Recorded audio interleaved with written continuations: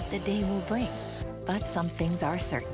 The sun will rise and your lights will go on. That's because at MidAmerican Energy, we're obsessively, relentlessly committed to providing you energy when and where you need it, to connecting with you and keeping our communities safe and strong. Because the most important thing we put our energy into is you. We're obsessively, relentlessly at your service.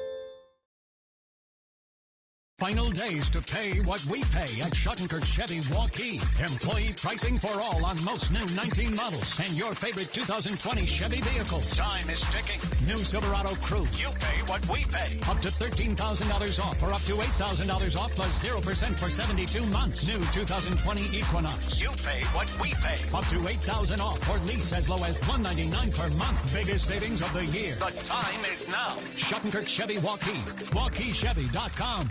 Here's to everyone who believes in competition and good sportsmanship, who knows it's not about the trophies or the medals, but rather the lessons learned. For those who understand, it's not whether you win or lose, just that you give your best. So go ahead, lace them up, take the field, have fun, and play. For the experience, for the memories, for the love of the game. Shields. Hi, this is Chris from Fireplace Superstore. It's cold outside and that means it's fireplace season.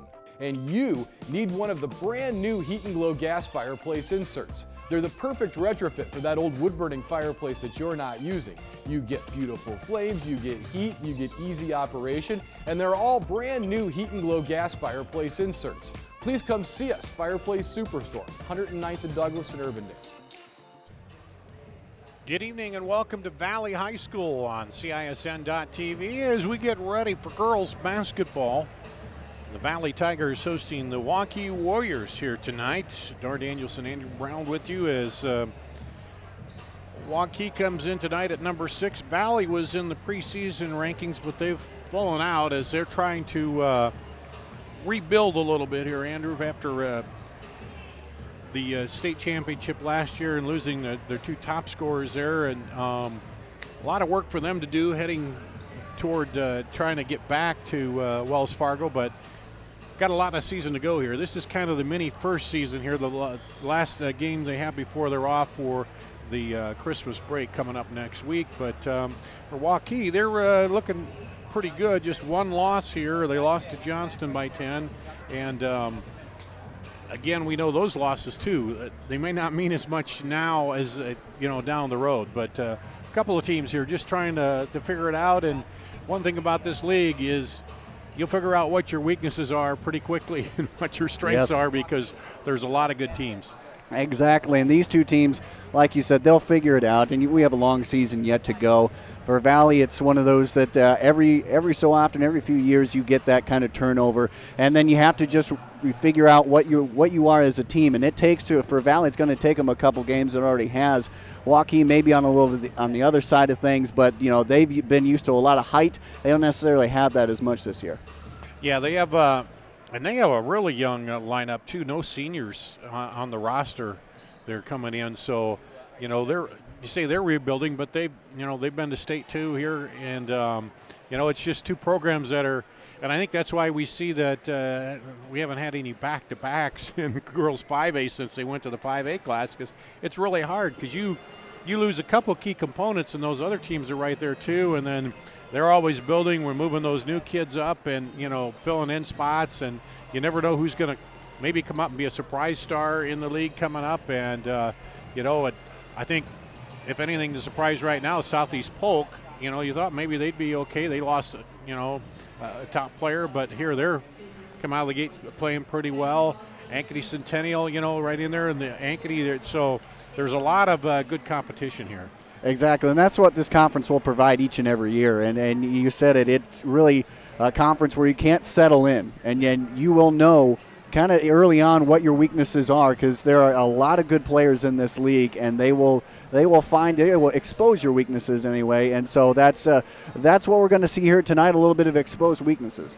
And I almost left out Dowling. When you look at the top 10 here tonight, it's Iowa City High at number 1, Southeast Polk number 2, Dowling at 3, Johnston 4, Prairie of Cedar Rapids at 5, Waukee at 6, Cedar Falls 7, Ames at 8, Urbandale at 9, Waterloo West at 10, Sioux City East 11, Valley at 12, Davenport North at 14, and Dubuque Senior at 15. So, a good and you look up there at the top, a couple, Iowa City High and Southeast Polk undefeated.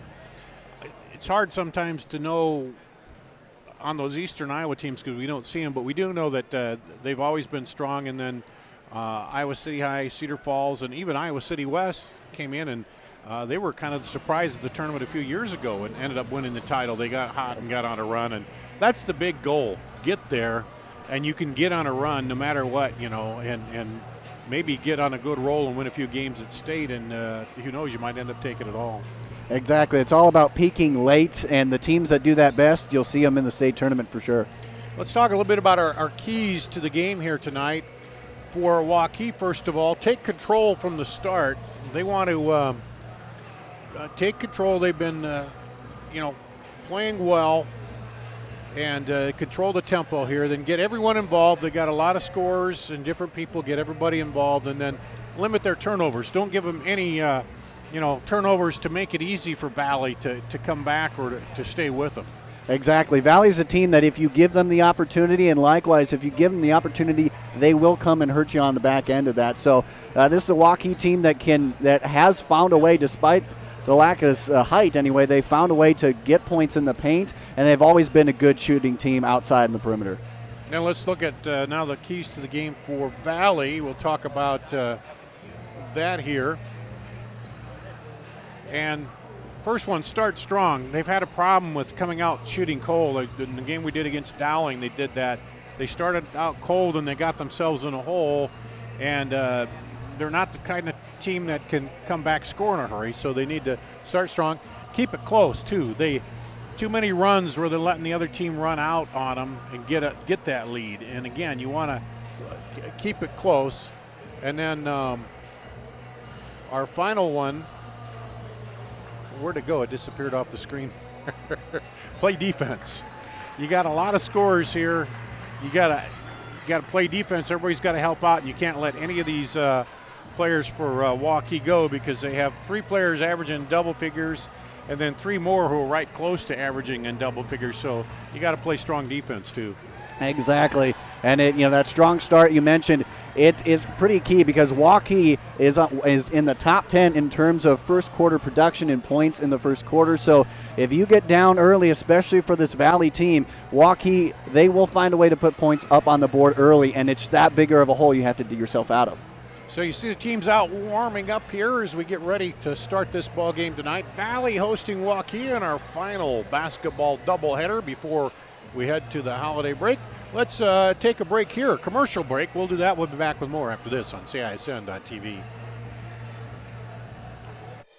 Moms typically get to make a majority of the healthcare decisions for their family. That can be a lot of pressure, but not for me, because I know the choice is ours. For medical tests like MRIs, X-rays, CAT scans, and of course mammograms, ask your doctor to refer you to Iowa Radiology. They work around our hectic schedules. They're the best at what they do, and they're so great with my family. They truly care, and it shows. Visit iowaradiology.com or call to schedule an appointment. Iowa Radiology. Our focus is your good health. You want to get stronger, faster, healthier. You want more. You want to be part of something bigger than yourself. A place for people of all ages, all walks of life, that provides opportunities for all to succeed. We do that. We're the why. Build more than muscle. Build a stronger community. Central Bank, proud to be a long-standing Iowa tradition. Founded in 1887 in Storm Lake, we've grown over the years from that one location to a bank serving Northwest and Central Iowa, employing more than 200 people in the region. Being here and being from here, it makes Central Bankers unique in the banking world. Decisions are made here. Investments of our time and resources are made here. For us, banking is still about people. Our reverence for community and hard work speaks to a proud Iowa heritage. Our passion for small business to bold new directions forward for our bank and the Iowans we serve. Thank you for your support of Central Bank. Let's keep it going. Let's plan together. Let's execute for Iowa's small business, agricultural, and individual banking customers. Central Bank is ready to make it happen. Member FDIC.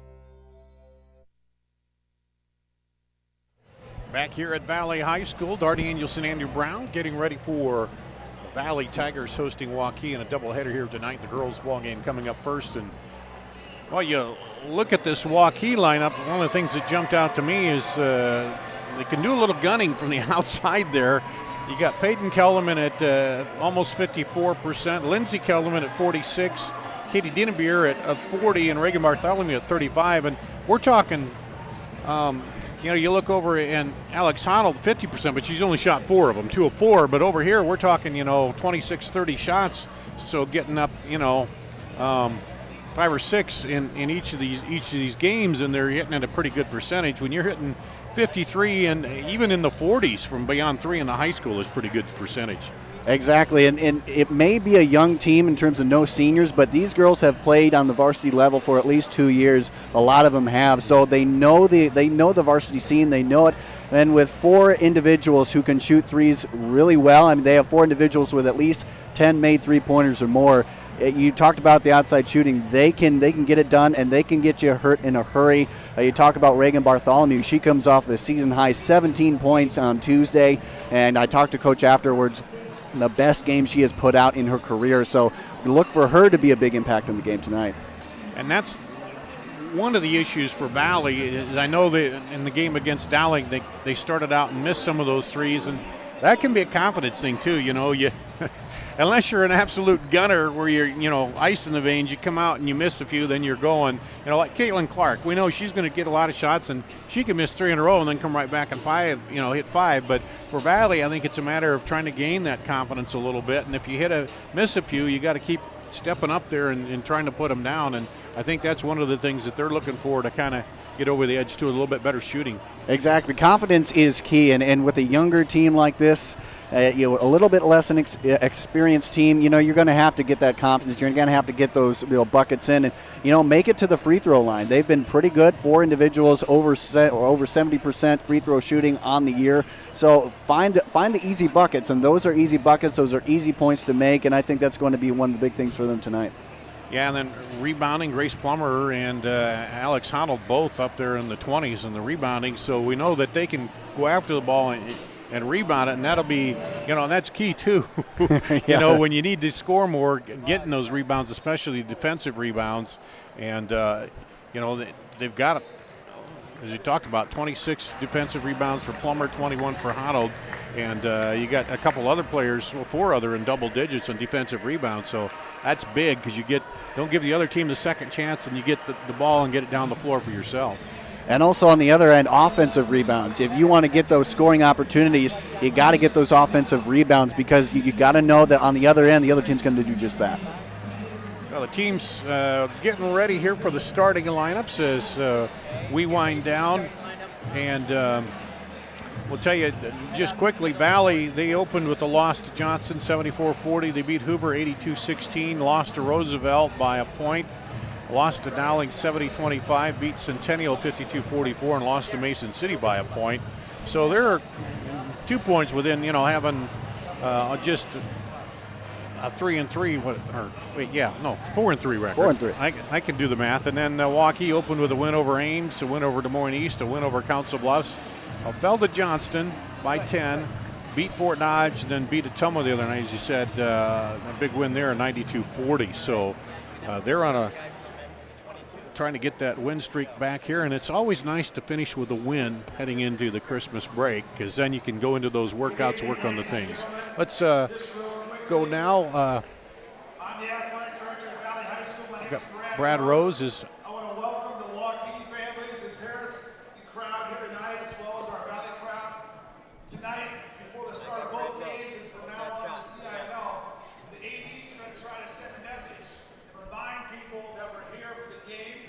We have two of the best high schools in the state every year. We are asking the Waukee kids and the Valley kids to focus on their own team. Right? We're asking the fans and parents to do the same. Sportsmanship in the state of Iowa needs to change. We're asking you to stay off these gentlemen here with any calls. We understand a aha moment on a call you might think it went the wrong way, but any singling out or following up, singling out a player or singling out an official, you'll be asked to leave. It's time for us in the CIML to make a change for better sportsmanship. We got great kids. Let's have a great time tonight. Enjoy yourself. Brad Rose, the athletic director, activities director, making an announcement about sportsmanship, and something that we've seen throughout sports at every level here. And now ready for our starting lineups. And we have Waukee starting lineups first of all. Now let's make the starting lineups for tonight's game.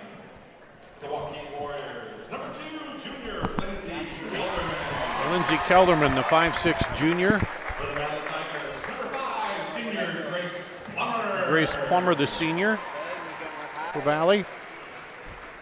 For Waukee, number 10, junior Katie Dinnebeer. Katie Dinnebeer, the 5'8" junior. And for the Tigers, number 10, junior Haley Chappell. Haley Chappell, the junior.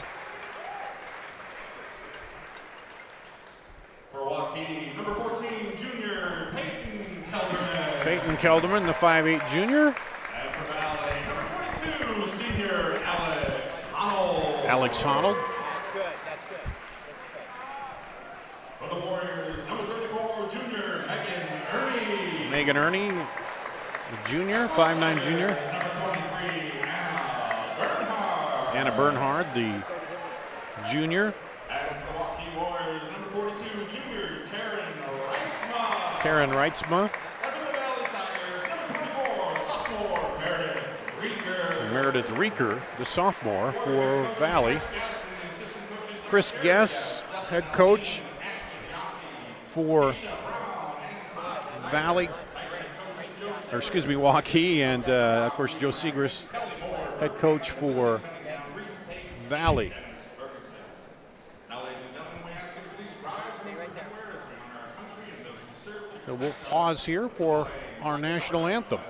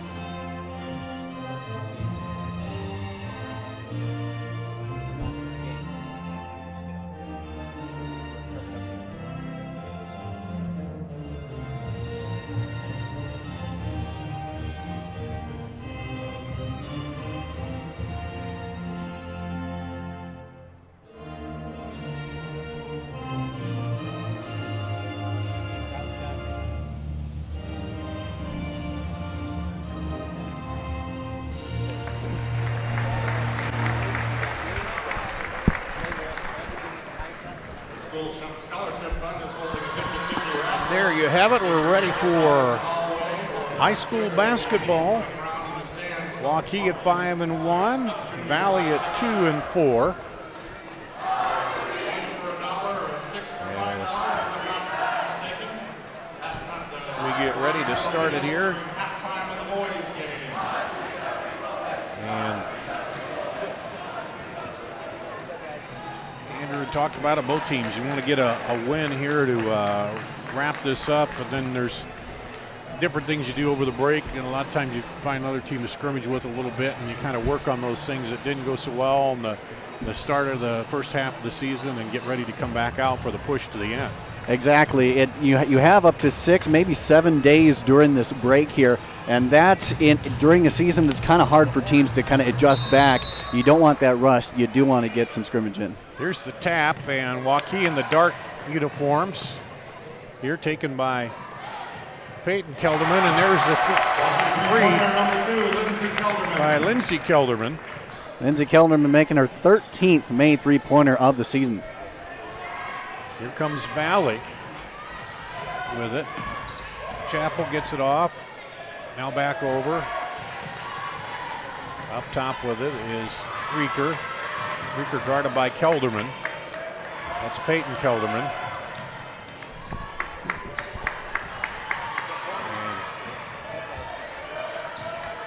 Now on the drive down the lane, up a little too hard. Rebound, back up, and no good. So second chance there by Reeker, but they don't get it to go. Now down the lane, and she traveled, walked with it, but good defense by Valley to get back and kind of fill that lane when it looked like it was wide open. Exactly, especially after you miss a couple shots there. It's really disheartening, and it's really hard to get back like that. So good job defensively. A little token pressure by Waukee, then they drop back into the man-to-man. Plummer drives, gets it off. Over to Honnold. Working the offense up high there. Lindsay Kelderman. Tell the difference, she's got the white headband on, and there's a travel as the defense forces a turnover. It's very apparent here that the refs are going to be stingy on that, and rightfully so. Call it tight and early going here.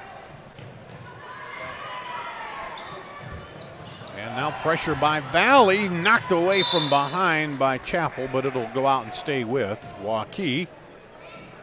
It's a good idea to do that. Anytime you can slow down the momentum of Waukee like that, it's always a good thing. Yeah, get them back in their half-court set here. Now, looks like a 2-3 zone there out of Valley. And that's a good defense against those outside shooters if you move and keep your feet moving and hands up. Exactly. That's the key. That is what you have to do against this team, because they can find a way to fire you in the outside. Almost knocked away. Kick back out for Kelderman for three. Good. Lindsay Kelderman, her second three. That's what she does best. Find a way to be open on the perimeter, and once she is, she's not going to miss. And good ball movement will find those seams in the zone, and that's what we saw there. There's a three away by Valley. Grace Plummer, and the rebound comes off to Waukee. They'll push it up the floor to Kelderman. On the wing to the other Kelderman. Peyton to Lindsay. Lindsay looking. And also, when you get an early lead, you can be more patient with that zone, trying to work the open spots. Exactly, and they're doing that right now as Reisman barely misses that one. They go inside, right? So, yep, just misses it. Now Valley comes out with it. Good job, Honnold, to get by the defender. Misses the shot, puts it back up, draws the foul. And she'll go to the line. The next best thing, if you can't make the shot, make sure you draw contact on there. You know, looking at a 69% free throw shooter, that's kind of the person you want up there in this instance to get you those early points. Megan Ernie, her first draws the first foul of the ball game, and there's the free throws up and good. And you're in Waukee, number 32, Reagan Bartholomew. Reagan Bartholomew comes into the ball game for Waukee, replacing Reitzma. And now they go from a little bit of height. Now they're going really quick here on that offense. And there's the second free throw. Is good. And a little pressure again. Well, Kelderman had Lindsay up ahead, didn't see her, but now they get it to Lindsay. And then down on the baseline, a walk is called. And that's textbook defense there. Always told stop the baseline drive, and that's what they did. Use it as another defender, and that was textbook, like you said, key way to do that. That's how you play defense there on the perimeter. Haley Chappell dribbles in, gets it off to Reeker. Up top to Honnold. So try to work the offense here. Now stolen away. Quick hands there by Dinnebeer. She turned to look for the pass and walk with it. One thing we're seeing out of Valley, they're playing some good tight defense early on, and they're getting back quickly in transition. Exactly, and you're seeing that really on both sides. Dennebeer picking up her 23rd steal of the season, and it was, they are great pickpockets on both sides, so you got to be careful with your ball handling. Plummer looking for some help. Now outside for three, no good, and the rebound is pulled down on the far side by Chappell. Off the miss there by Rieker. And inside, up and through, good step through, but a little hard. Now put back up, no good. Rebound pulled down again by Honnold. She's working hard underneath there, and then there is the drive and the foul as Bernhardt takes it to the hole, and she'll draw the foul. And that's 5 rebounds in the span of less than 30 seconds for this Valley team. We talked about it. That's going to have to be a big key, both defensively and offensively. Free throw is up and no good here. Entering the game for Waukee, number 42, Taryn Wright.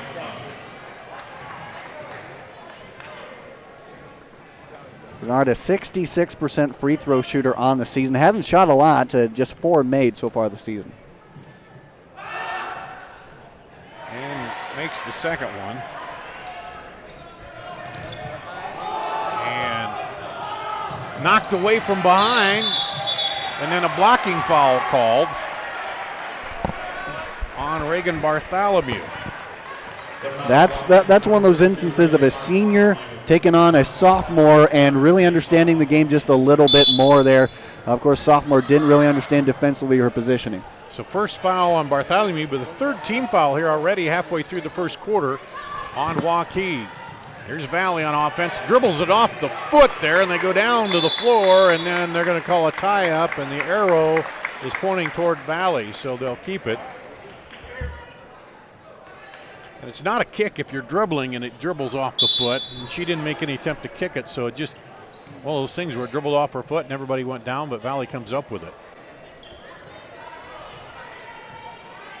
Chappell will pull it out, trying to get the offense going. She's got Honnold at the elbow, and then at the other elbow, tried to get it in there, but it's taken away by Dennebeer. Dennebeer goes coast to coast and draws the foul from Haley Chappell.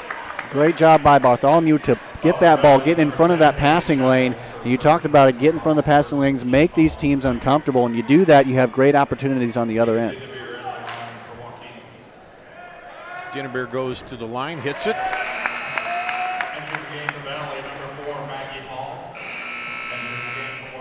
Now 9 of 15 on the season for Dennebeer from the free throw line. And she'll get the second one here, bounces off, no good. And it's a 7-3 ball game. On the drive, and it goes off of Waukee as Rieker drove. But Wrightsman had her hands right up there. Couldn't get it through. Valley inbound on their own bucket. Maggie Hall into the ball game for Valley. Over to Plummer. Plummer looks. Far side to Honnold. Honnold gets it stripped away by Katie Dennebeer. Dennebeer brings it down. And offensive foul called on Dennebeer. She took a little skip of her feet there, and I think that's what did it, didn't it? Yeah, I don't think it was intentional. I think there was something where she may have just off-putted her feet just a little bit, just wasn't quite in stride, and ultimately, again, not an intentional one, but still gets the call. I almost thought he was going to call her for traveling, but then she continued on into the defender, and so he called her for the offensive foul. So that's already the 14th foul here on Waukee. And you got to be careful with that because this Valley team can hurt you. And now stripped away, and then a foul will be called there on Grace Plummer. Man, you got to watch that ball when you're in there because both these teams have quick hands. They're not going to, if you're not careful with it at all, they're going to poke it out of there. Exactly. They have top ball handlers, but you know what? You got to pay attention. If you don't pay attention, these teams have already proven within the first quarter, as we see here. Slapped away. Honnold goes down, up and good. Alex Honnold gets their first field goal of the ball game, and right now we're back up to a 2-point ball game. Waukee came out smoking, hitting 2 threes, and then there's a 3 to get him back on the board. I said they hadn't done much since then, but Katie Dennebeer gets them back on the board with the 3 and makes it a 10-5 lead here. That's her 13th 3 made on the season already. Reeker pulls up for 3 and up and over the basket. Valley still searching for that three-point shot out there. But that was a good look, though. You have those good looks. You have to take advantage of them. Yep, got to take them, keep working on it. Lindsay Kelderman back in there. Also Megan Ernie in for Waukee. Let's see, somebody else came in, I think, too, didn't they? Bartholomew? Yeah, she's back Bartholomew's in there. back. Interesting, they keep Wrightsma in there. That means that, for me, that means that they really want to try and establish the post at some point here in the near future. And then dribbling up the sideline, good job by Maddie Brown, is in there for Valley, forced her out of bounds, and it's a turnover back to Valley. So here we talk about Valley, said keep it close. Here's a big possession here early on, but you don't, it's 5 points. You don't want to let them stretch the lead out too far. And it really has never felt like any team has gained an advantage one way or another, and that's due to a lot of the pickpocketing we see here. Yeah. I mean, the first 2 threes by Waukee, and you thought maybe, oh, man. Oh, wow. Reeker kept that alive and somehow got in there and got the bucket. That is textbook staying with that play, not letting it go, keeping your eyes on the ball. Arnold knocks it away, but it's picked up there by Dinnebeer. Dinnebeer goes long to Kelderman, and she misses it. Putback is no good, and there's a foul in the putback. I think that might go against Haley Chappell. Yep. Her second, team's third. And there is such a thing as too easy of a shot, and we saw that there. I don't know if she was thinking maybe a block, because she kind of looked back a little bit, I think. Reitzma at the free throw line hits it. I think she was hearing footsteps for sure. Reitzma on the season, not a whole lot of opportunities at the free throw line, but she just made her 6th free throw of the season. Second one off, no good. Rebound pulled down by Brown for Valley. Tigers now down by 4. Up and good. That is what you got to do. Dip the shoulder, get in there, find a way, because otherwise you're not going to get too many opportunities. Honnold, an excellent athlete, we know that, and she's showing some of that athletic ability here. Thrown over the top to Kelderman. Now back up there. Ernie, they'll go down the baseline for 3, little long, and Brown will rebound it on the far side.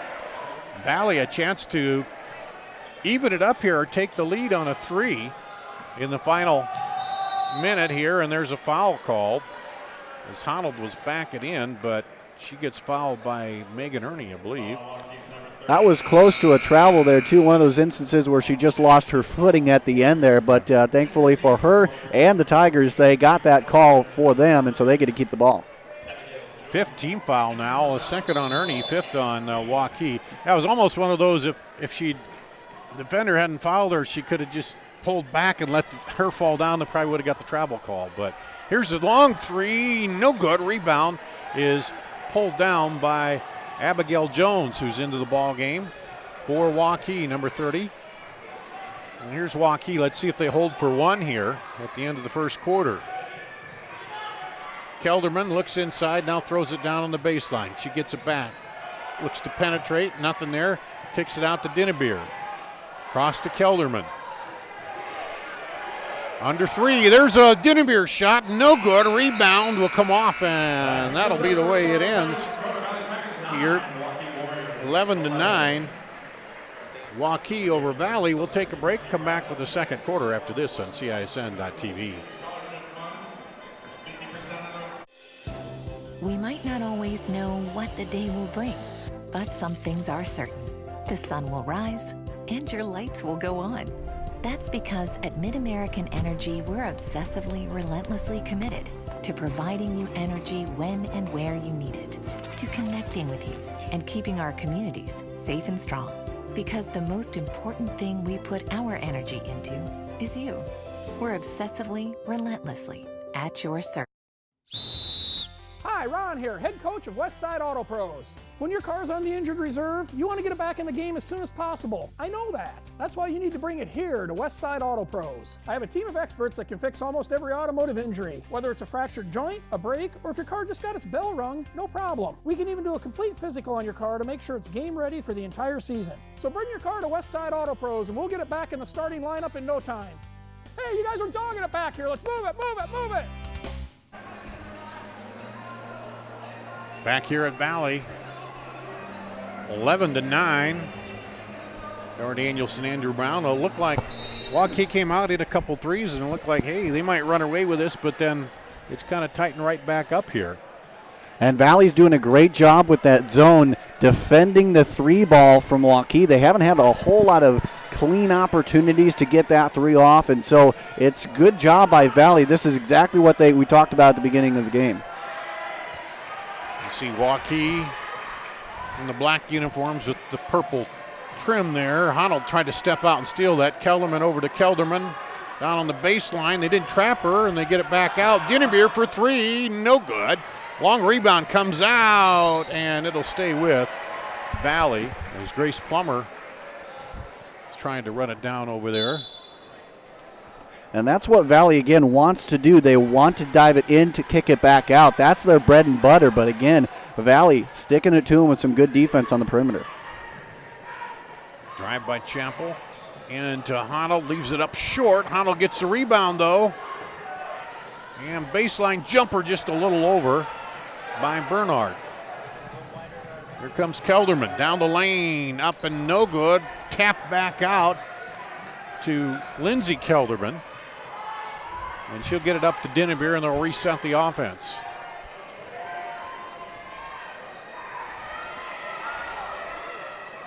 Across the top.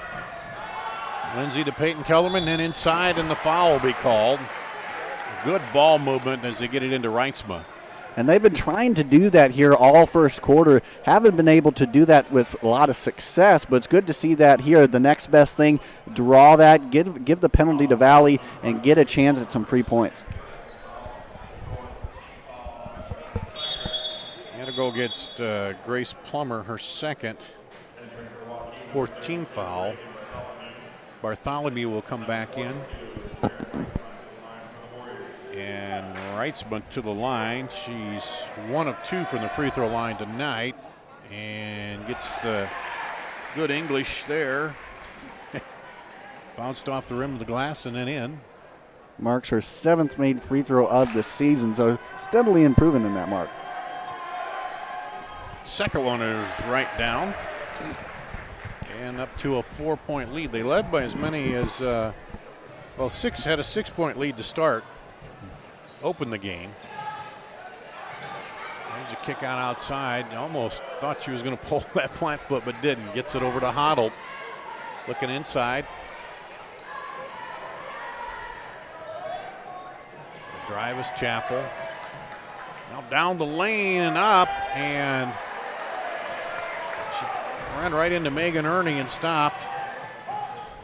Now here's Ernie the other way. Up to Kelderman. Over to Lindsay, back to Peyton. And she's directing a little traffic there.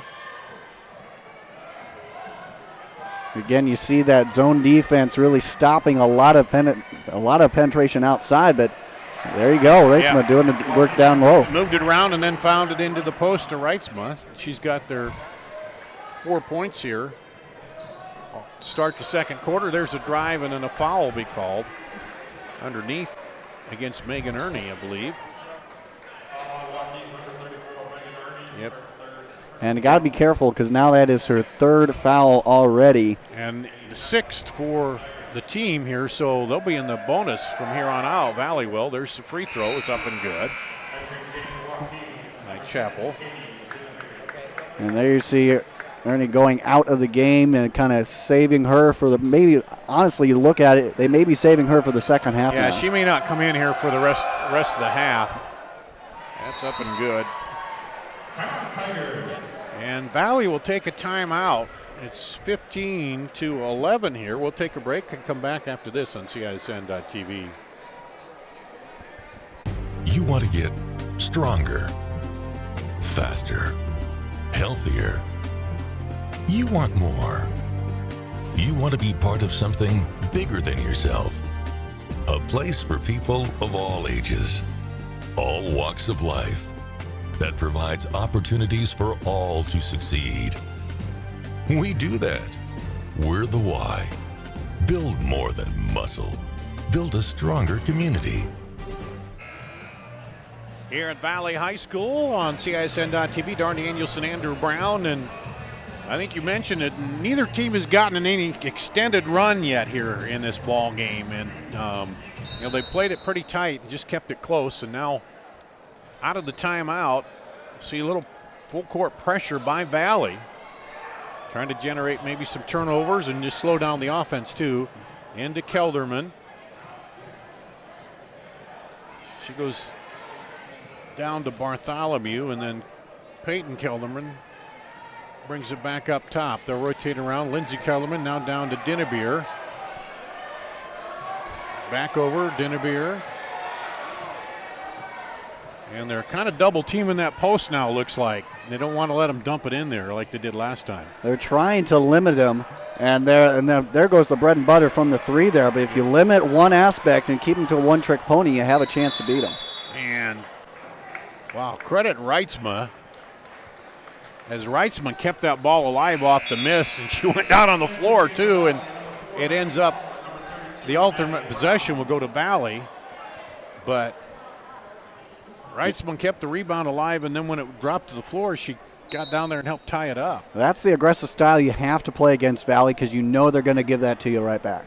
Maggie Hall into the ball game here for Valley. Up the floor they go to Reeker. She dribbles across the top. Hall. Valley looking for somebody to get hot here offensively. Honnold's had a couple runs where she's got some shots at it. Haven't taken too many shots from the perimeters in this quarter, so we'll see if they can do that or want to do that here. And for them right now, this is slowing the game down, winding the clock out and keeping it close like we talked about. There's Honnold, kicks it outside for three, no good. Rebound pulled down by Dinnebeer. She immediately turns and looks to run, but Valley's right back there for it. Here's Kelderman for three on the transition. They have a lot of energy within this Waukee team. They have a lot of cross-country stars on this squad, so they're no short of energy. And Valley got back in the middle, but she came up the wing and nobody got out on her, and she, to her credit, set the feet and shot it quickly. That's exactly what you got to do, because, again, on the other end, no team really wants to separate themselves. That's how you separate with those good shots. So the lead up to 7, the biggest lead of the ball game here so far for Waukee, and then there's a foul. I think that'll go against Dinnebeer, yep. So that'll put them into 1-1. Second on Dinnebeer, the 7th team foul here for Valley. And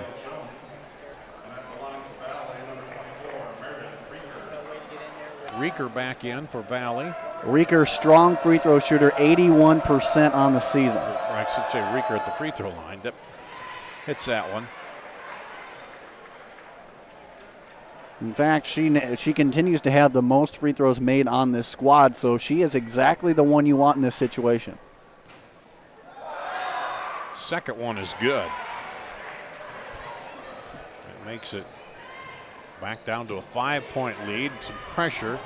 They get it to Lindsey Kelderman. Now back inside to Kelderman. Out to Dinnebeer for three. No good. Rattles off, but rebound underneath. Put back up and no good. Honnold battles for it. It'll go off of Honnold.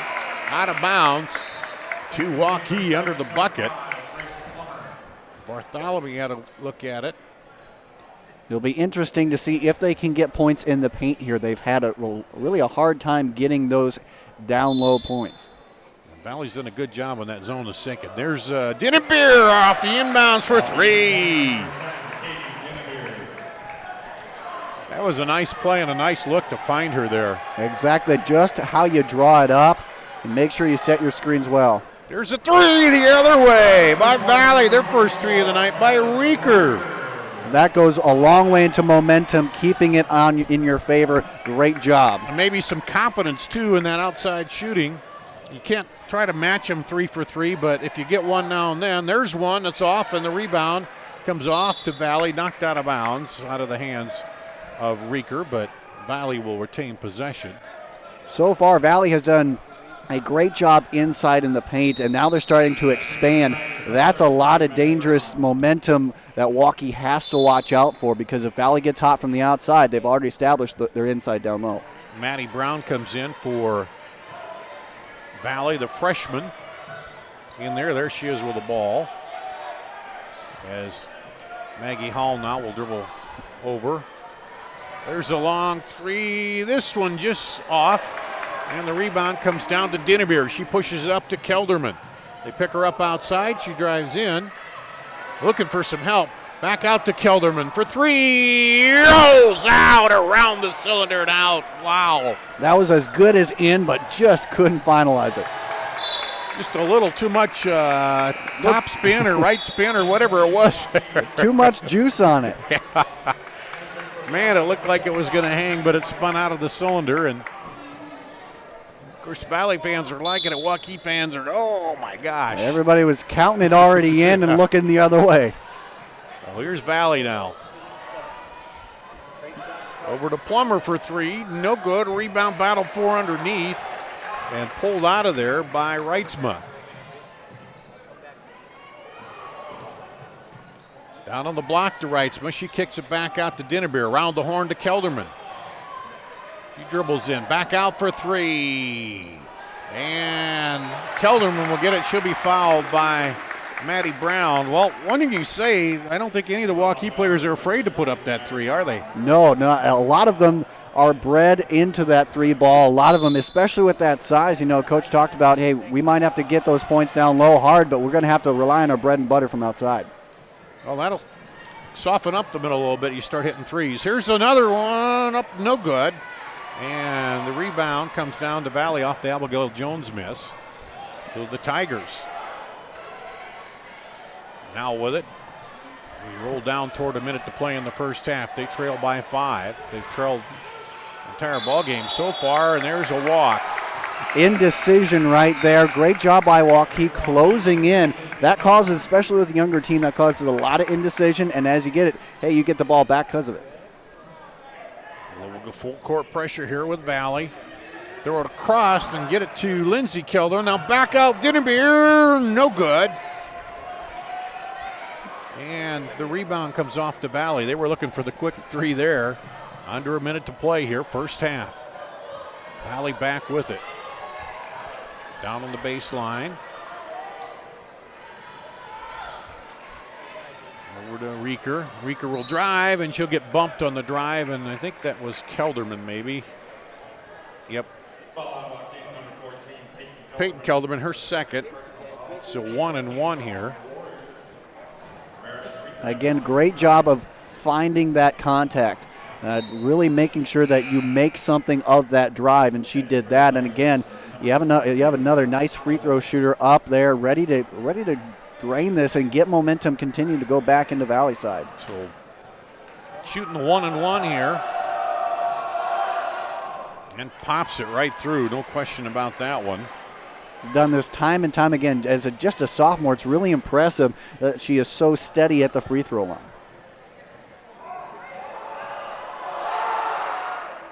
And we jinxed her, just as you said that. That one rattles out, and we'll go back the other way. Honnold tried to sneak through there and poke it away from Dinnebeer, but Dinnebeer keeps it. Now throws it to Kelderman. Inside, turnaround Reitzman, nowhere to go with it. Looked like she had a look down there, but just didn't want to take it. I think a little too much time. Maybe they want to burn a little more off. Double teamed out top as Dinnebeer gets it into Kelderman. And now over to Bartholomew. 8 seconds, and stripped from Reitzma. Dinnebeer comes down the lane, kicks it out for three. No good. And that'll do it. There's a flourish at the end. And Waukee will take a 4-point lead into the half, 21-17.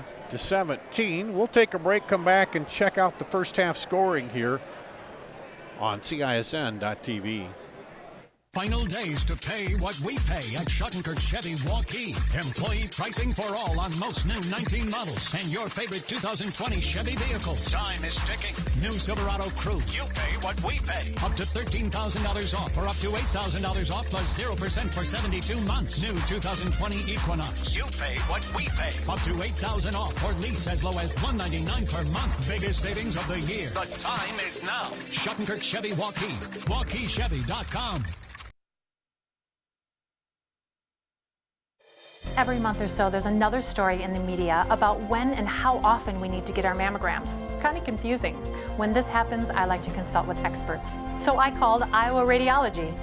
They recommend women get an annual mammogram starting at age 40. They know that it's the best way to detect cancers early and save lives. And that's good enough for me. Visit iowaradiology.com or call to schedule your mammogram. Iowa Radiology, our focus is your good health. Why do I look for the seal? It's about trust. Whether I'm buying a car, hiring a contractor, finding a tax preparer, or an honest mechanic, the Better Business Bureau's seal means this business meets high standards. When I see the seal, I know I'll get what I pay for. No more taking chances and no more worries. And I feel good about supporting local businesses. My life is so much easier knowing I can always trust BBB accredited businesses. It pays to look for the seal. See for yourself at bbb.org.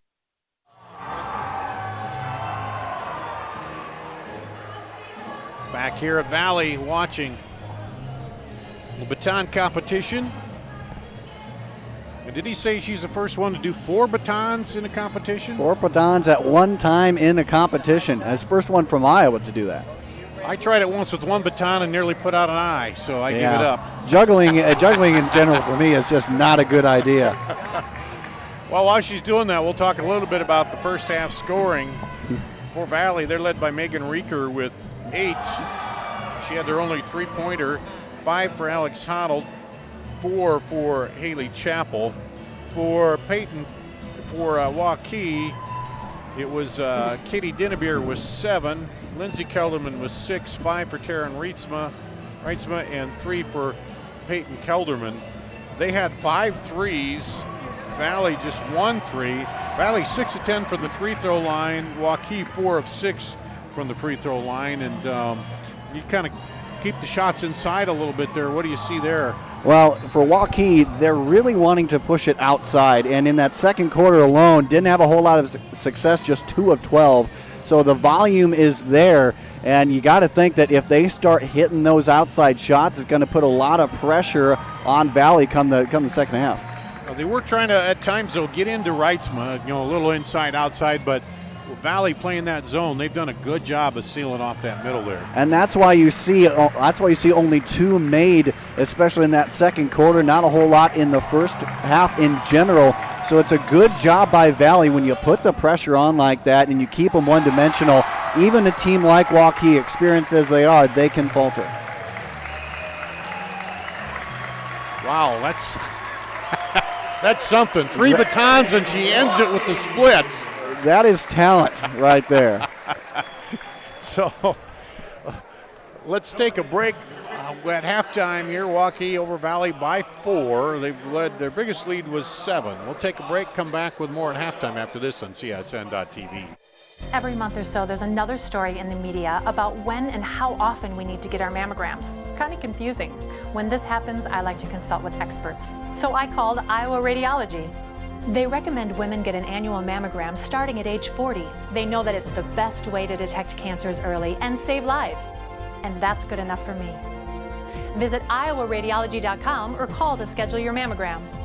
Iowa Radiology, our focus is your good health. Central Bank, proud to be a long-standing Iowa tradition. Founded in 1887 in Storm Lake, we've grown over the years from that one location to a bank serving northwest and central Iowa, employing more than 200 people in the region. Being here and being from here, it makes Central Bankers unique in the banking world. Decisions are made here. Investments of our time and resources are made here. For us, banking is still about people. Our reverence for community and hard work speaks to a proud Iowa heritage. Our passion for small business to bold new directions forward for our bank and the Iowans we serve. Thank you for your support of Central Bank. Let's keep it going. Let's plan together. Let's execute for Iowa's small business, agricultural, and individual banking customers. Central Bank is ready to make it happen. Member FDIC. Final days to pay what we pay at Schottenkirk Chevy Waukee. Employee pricing for all on most new 19 models and your favorite 2020 Chevy vehicles. Time is ticking. New Silverado Cruise. You pay what we pay. Up to $13,000 off or up to $8,000 off plus 0% for 72 months. New 2020 Equinox. You pay what we pay. Up to $8,000 off or lease as low as $199 per month. Biggest savings of the year. The time is now. Schottenkirk Chevy Waukee. WaukeeChevy.com. Here's to everyone who believes in competition and good sportsmanship, who knows it's not about the trophies or the medals, but rather the lessons learned. For those who understand, it's not whether you win or lose, just that you give your best. So go ahead, lace them up, take the field, have fun, and play. For the experience, for the memories, for the love of the game. Shields. Here at Valley High School, you see our halftime score, Waukee over Valley, 21-17 in the girls matchup. Darn Danielson, Andrew Brown. Let's go inside the locker room. First, if you're Waukee visiting team, you got to be happy with a 4-point lead here on the road at Valley. Exactly, and you want to keep it that way, and you got to make sure that you continue to keep what's positive going. I mean, obviously the outside shots need to come down, but you talked about it, trying to get down low, trying to get right to my production down low. That's going to have to be key if you want to keep that lead, because in this game right now, no team really has an advantage despite the score. And I think for them, it's, against that zone, you want to be passing it around, and then it's making the right decision. Am I open to shoot it, that long ball, or do I keep passing and looking for a better shot and looking to get it inside? Exactly. You don't want to overpass the ball, too. You don't want to overpass up a great shot, a great opportunity. We saw that within the first few seconds of the game for Waukee. They had some good shots, really good opportunities, and we saw that with Valley when they started dropping threes. Good shot opportunities. When they come, you got to take them, but yes, you got to make sure you're not over-pursuing or under-pursuing. Then for Valley, if you're in their locker room, what's Coach Segrist going to say to his team here? Really continue to pound it down low where they had success, and the most success anyway was in the paint. And they have done a good job of, like we talked about at the beginning, rebound. Get those early rebounds, offensive rebounds, and they've done that. Now they need to capitalize more on that. More of the same is good here for Valley because defensively they are doing a great job of frustrating this three-point shooting Waukee team. And you got to make sure on the offensive end you can capitalize. And they got them on the backside of the free throw. They were going to the free throw line too, so if you can get that, get him into the foul trouble, then go to the line. As you said, get those freebies, while the clock is stopped. That's going to keep you in the ball game. Exactly. You got to find a ways to get those free points attached to it. And we saw Valley do a great job of that in that second quarter, find a way to draw that penalty. And overall the first half, because Waukee started to get into some trouble there, and you saw Megan Ernie go out. We didn't really see her come back with 5 minutes left to play in that second half. And a great job of limiting the production there because Ernie is a big player, big-time player for this Waukee squad. So ultimately, when you can start limiting players due to foul trouble, you're going to have a good chance to win this game. Well, Dowling, I believe, is at Johnson tonight. I was looking for a score here. I haven't found one yet. I'll try to run that down. That'd be an interesting game here. We'll see if we can run that down for you. But two teams out warming up here, getting ready for the second half. And I think we talked about it. No team really went on any kind of extended run. There was a little bit there for Waukee, but never one where they built it. The biggest lead was 7, and it was 2 after the first quarter, now 4 here at the half. So, and that's what, one of the keys we talked about for Valley. Keep them close here. You keep them close, and then into the fourth quarter, you got a chance, to maybe get your own run and build out a little bit here. And keep Waukee trying to defend their lead, trying to keep them on defense and off guard. When you're the one on an offensive attack, you're much more explosive. You're playing to win, not playing not to lose. We've already seen, too, both these teams, they like when they get a rebound to turn that head and look up the floor. Valley went to some full court pressure there to try to slow that Waukee down a little bit, and Waukee's kind of doing the same. They're getting back quickly, so Valley, I think they both like to run a little bit if they could. And I expect to see more full court pressure at times here within the second half, because when either team gets a rhythm going, and you see this with Waukee especially, when they get that outside perimeter game passing really well, it really extends off of their transition game. So if you can give them a full court pressure, all the more better. So it looks like Lindsay Kelderman, Katie Dittabar, Peyton Kelderman, Megan Ernie, Taryn Reitzma to start it here for Waukee. They're in the black. Valley, same starters. Plummer, Chappell, Honnold, Bernard, and Rieker for the Tigers. Valley coming out again in that 2-3 zone. And doing a great job of keeping that perimeter tied up. And as you see there, that causes the overthrow, so keep them uncomfortable. And that's the individual. Reitzma's great down low, but when you get her outside the paint and you frustrate her, trouble can happen. A lot of times people think, well, the zone, you just stand there, but no, you got to move, and we're seeing that with Valley. You move well with the ball, and that makes that defense that more impressive. And that's what the zone can provide you, ability to move at a faster, quicker pace. They throw it over the top for three, no good, and that would have been big for Valley. And Grace Plummer to open it up, but just off there, and Kelderman brings it back the other way. That's Lindsay. Down to Peyton, and no good. But then the rebound there, getting another second chance opportunity is going to be big. And turnaround Reitzma. Couldn't get it to fall, but a good strong post move inside for her, and here comes Rieker. Back down the other way to Honnold. Honnold looking. Here's the baseline. She'll send it back up top. And Chappell will reset it. Plummer across court. Here's a three. Oh, off. No good. Reitzman with the rebound for Waukee. So it's seeming like early in the second half, Valley wants to establish that perimeter. Yeah. And both teams starting out a little cold to start the second half here. Kelderman over the top to Dinnerbeer. Now down to Kelderman. She drives, has it knocked away. Quick hands there. Valley, they do come up with it finally. Rieker knocked it away. Now Honnold goes down, up, pulls up, and good job. Well, good job by Dinnerbeer to stop her, and good job by Honnold not to drive through her. Here's a three. Good! Dinnerbeer in transition. Valley didn't do a great job of getting back and defending everybody at that point, and you saw Dinnerbeer, a very veteran individual, see that? And, of course, a great pass to get it to her. Over on the far side, the Chappell. Now the Plummer, back to Chappell. Chappell kicks it outside for three. Short, rebound, pulled down by Reitzman. She gets it out quickly. Kelderman on the run, but defender gets back, Chappell.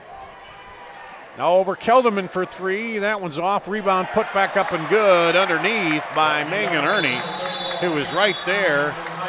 And Valley wants a timeout. We'll take a break. Come back after this on CISN.TV.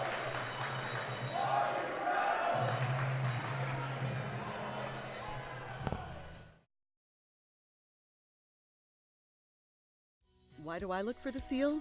It's about trust. Whether I'm buying a car, hiring a contractor, finding a tax preparer, or an honest mechanic, the Better Business Bureau seal means this business meets high standards. When I see the seal, I know I'll get what I pay for. No more taking chances and no more worries.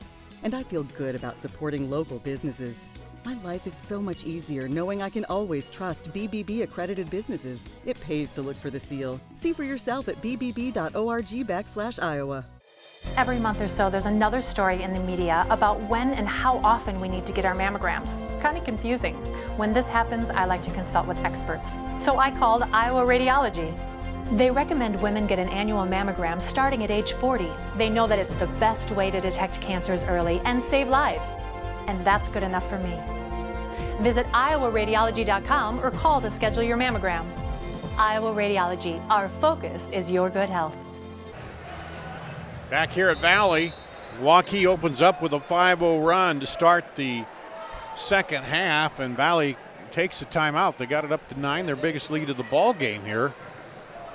And now Valley goes back to action, and Andrew Brownlee did not want to let him get that up to double digits and get too far away here. No, because again, Waukee is capable of really taking it to you and extending plays, extending their scoring drives. And here's a chance, the time they got to be just a little calm and look for a good shot too. Yeah, the last 3 times out, they've tried for a really contested three-point shot. There's a 3, good! That's the one they're looking for. Carice Plummer gets the 3 and ends the 5-0 run. And then a foul called. You want to be aggressive. Obviously, that was a little too aggressive, but you really don't want to take that aggressive play away from her. She is one of the most aggressive players on Valley's team, and so you want that to stay. Reeker with the foul, first team foul the second half here on the Tigers. 26-20, there's Kelderman with the 3, no good. Rebound comes off to Plummer for Valley. They push it up the floor. And now down on the baseline, back up top. Looks like we got Waukee in that 2-3 zone now too. They played man-to-man quite a bit early, and now. And I think that's a lot to do with the fact that Valley has made it an emphasis to make shots from the perimeter. And there's a drive, and there'll be a foul before the shot. I think that'll go against Kelderman. That would be Lindsay Kelderman, her first team foul the second half here on Waukee. They lob it out deep to Plummer. Honnold takes it in the middle, kicks it out. Oh man, knocked away Dinnebeer. She'll take it the other way, and nice move to put it up by the defender. Dinnebeer has 5 here in the third quarter. That's what we talked about. You got to be careful with your passes. You got to be careful with your passing lanes. Honnold just leaves it short. See a little frustration right now out of Valley. There's a quick transition bucket by Lindsay Kelderman. Exactly what we talked about. If you don't take advantage of your opportunities, you got to know the other team, especially Waukee, will. Outside for 3, good. Rattles one home. Anna Bernhard gets the 3. Normally doesn't take a whole lot of threes, but that is a very good shot. When you get the opportunity, you got to take it. Oh, nice move there by Ernie. She got the ball and then moved to the other side to shield the defender. And it's up to a 9-point lead again. Megan Weiss coming in for Bernhard. We're seeing a lot of runs here recently. We're seeing some, obviously Waukee has had the best run so far in this half, but we're seeing both teams find strides. It's just consistency is going to be the key. There's the 3, and that goes up high. And I think the trouble is Valley's not going to shoot themselves back in it from outside. They're going to have to, work and get a few inside shots too. Exactly, and it was interesting to see that plan of attack, especially coming out into the second half. I thought they did a great job down low, penetrating and getting those, if not the shots, drawing the fouls. But that's not the case here. They're not really attempting a whole lot of paint production. Pressure now, they get it into Kelderman, and now over to Abigail Jones. Jones has been in there, and now that'll go out. Bartholomew mad at herself. She didn't keep that alive, but got pressure there and then kind of ran into her own teammate a little bit. But it's a really quick play here, and we've seen that, and even the most skilled ball handlers are having trouble at times. Well, there's quick play and quick hands too. You know, if you aren't careful with the ball, these defenders are good, and they're going to get in there, and they get up on you tight quickly too. Both coaches do a great job of putting their best pickpocketers right up front and against the ball handlers, and that's what's causing a lot of the frustration on both ends. To Reeker, now Reeker back up top to Plummer. And over to Chappell, and almost tied up, and then it's taken away. Kelderman. And 3, Dinnebeer, short, rebound off to Hoddle, and she'll get fouled by Dinnebeer. But that was just a hustle foul, it came out long, and you don't mind that. And you don't want to limit that. You don't want to tell her to not do that. But that is her third on Dinnebeer. And she's right now their leading scorer with 12. And got to be careful there, too, because she is the most productive three-point shooter on this team. We saw that last year, especially at the state tournament. She can be a driver, a force in this game, and you really can't afford to lose her. A foul.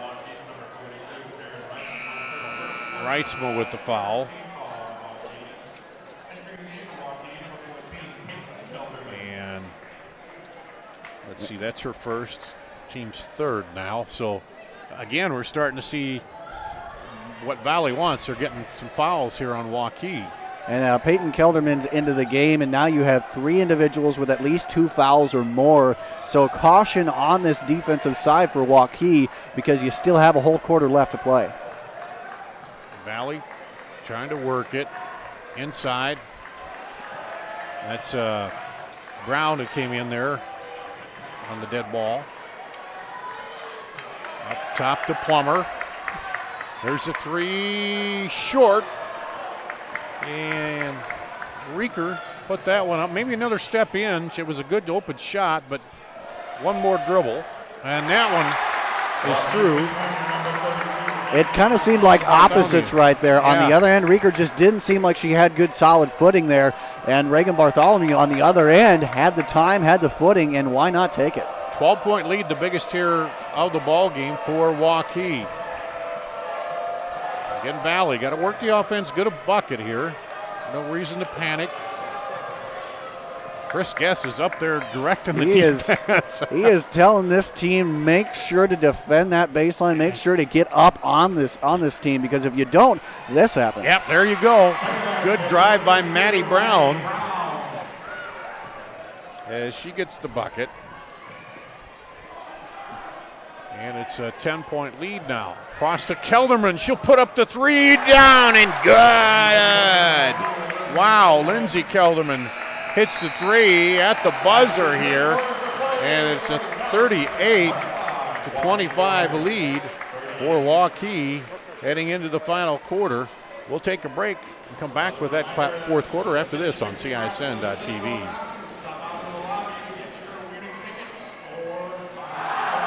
Final days to pay what we pay at Schottenkirk Chevy Waukee. Employee pricing for all on most new 19 models and your favorite 2020 Chevy vehicles. Time is ticking. New Silverado Crew. You pay what we pay. Up to $13,000 off or up to $8,000 off plus 0% for 72 months. New 2020 Equinox. You pay what we pay. Up to $8,000 off or lease as low as $199 per month. Biggest savings of the year. The time is now. Schottenkirk Chevy Waukee. WaukeeChevy.com.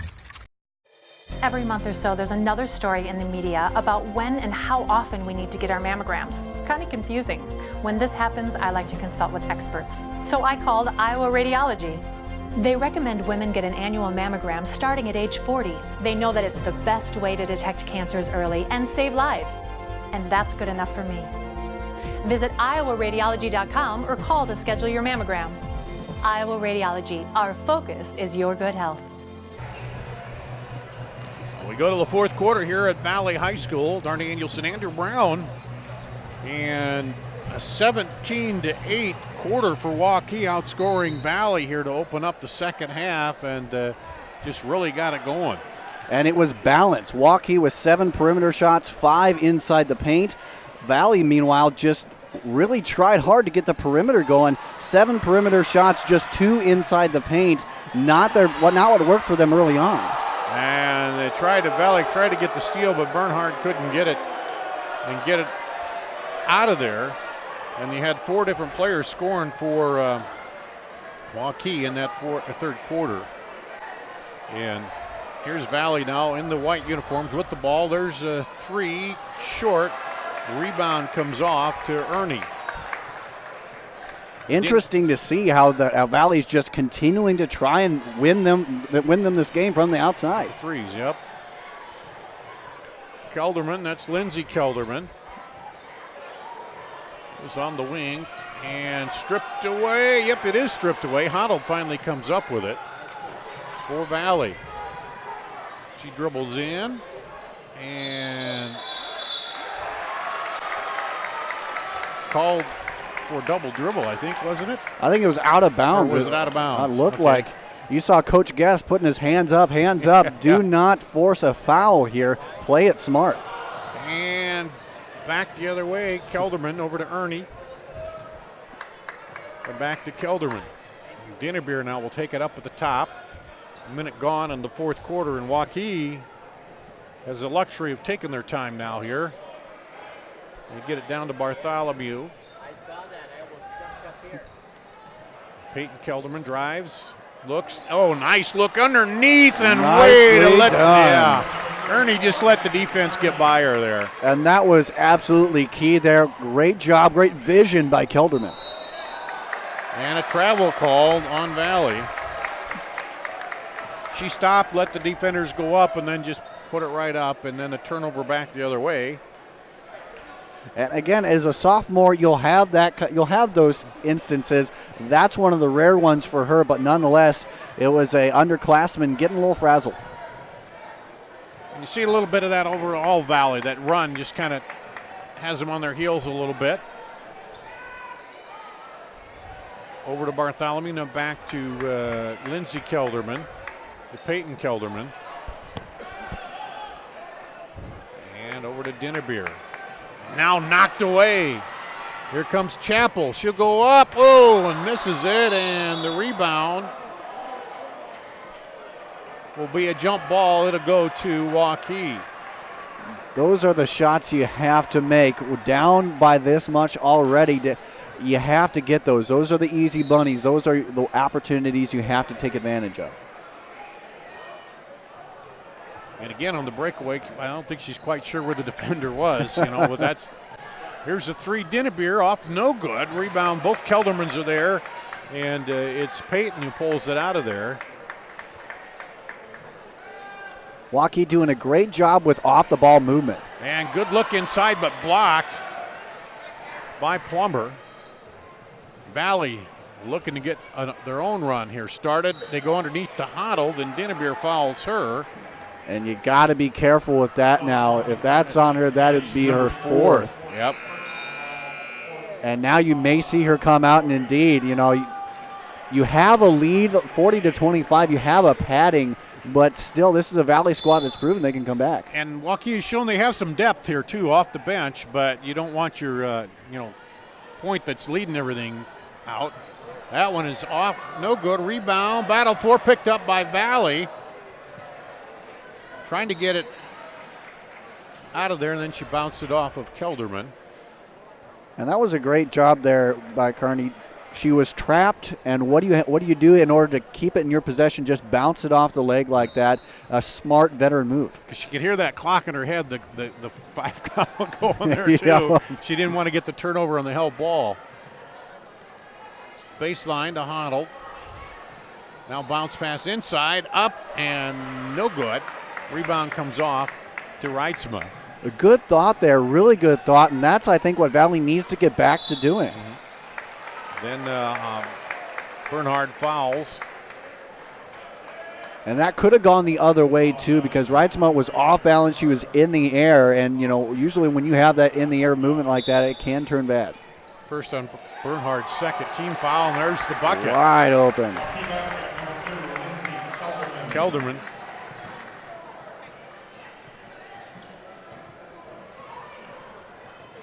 Valley needs a score of any kind right now.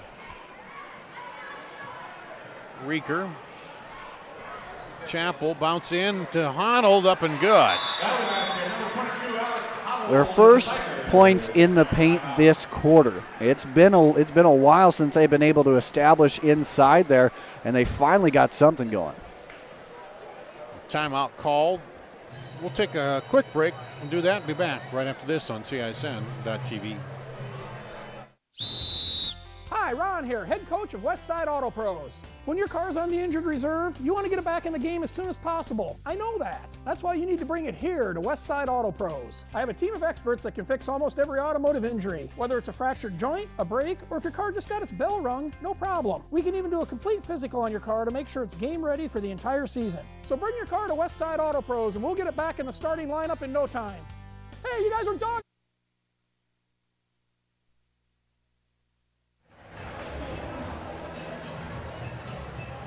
Back here at Valley High School, you see the Valley cheer squad there, and Valley students wearing those tropical shirts.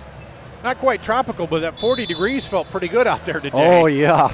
Yeah, you know what? You never thought saying 40 degrees feels tropical would be an actual saying, but, you know, here in Iowa, you get that. But, yeah, when it's been in the 30s and chilly, it's nice to be up at 40. Although, I wouldn't mind a light dusting of snow for Christmas, you know. Yes, if and then there's it can melt ever a away time. the day after. Exactly. We've had a few days, and I've been pretty happy with those. Yeah. So here's Waukee bringing it in under pressure. They break the pressure, get it up, now go cross court to Kelderman. Lindsay up top to Dinnebeer. They're keeping Dinnebeer's back in there with 4 personals. There she is with it. And looks like they're going to be content to spread it out a little bit, burn a little clock off here with this lead. And I think that's why you're seeing Dinnebeer in here, because she is good about distributing the ball that way. Yeah, and you're less likely when you're out there just kind of moving it around to get a foul and pick up number 5. And that foul will be called against Maggie Hall. It was a good thought there by Hall, really trying to utilize that out of bounds, trying to use that baseline to try and get Bartholomew to go out or draw a foul. Just didn't end up her way. With those tightrope calls, sometimes they're a 50-50 on that baseline if you don't get set right away. Kelderman Payton pulls it out. Excuse me, that was Lindsay. Shot up no good, and Hoddle gets the rebound. A little rush by Bartholomew on that end. Drive the kick for 3. No good. It bounces up over the basket. Reeker a little frustrated. She's had some good looks, and just those threes just not quite. She had a couple, or she had, what'd she have? She had one, but she just had a little trouble dialing it right in all the time here, seems like. Really, this Valley team, and especially in this fourth quarter, having trouble finding those open shots, and even when they do, they're just not able to sink them. Right up the middle to Lindsay Kelderman. There's a long 3, and it's off for Waukee. But again, got an open look, and they're not afraid to take it, are they? No, nobody on this team is afraid to take those deep shots. And you know what? That's really panned out for them so far throughout the season. Really their aggressiveness no matter where they are on the court. Peyton Kelderman come back in for Abigail Jones. Jones, a 6'2 sophomore, gives them a little height in there, and she's played quite a few minutes tonight, looking pretty good for the most part in there for them. And she has really provided a good boost there. And that's what you want coming off the bench. That's what you want for any player in general. Step back 3, good! That was more than needed. They needed that 2 minutes ago. Yeah. Let's see if that Hoddle gets them settled down. They can come back and get a run going. And fans wanted to carry there, but there's an answer by Dinnebeer from 3. She's got 15. And again, that's why you keep her in here, for that production, to keep the lead where it is.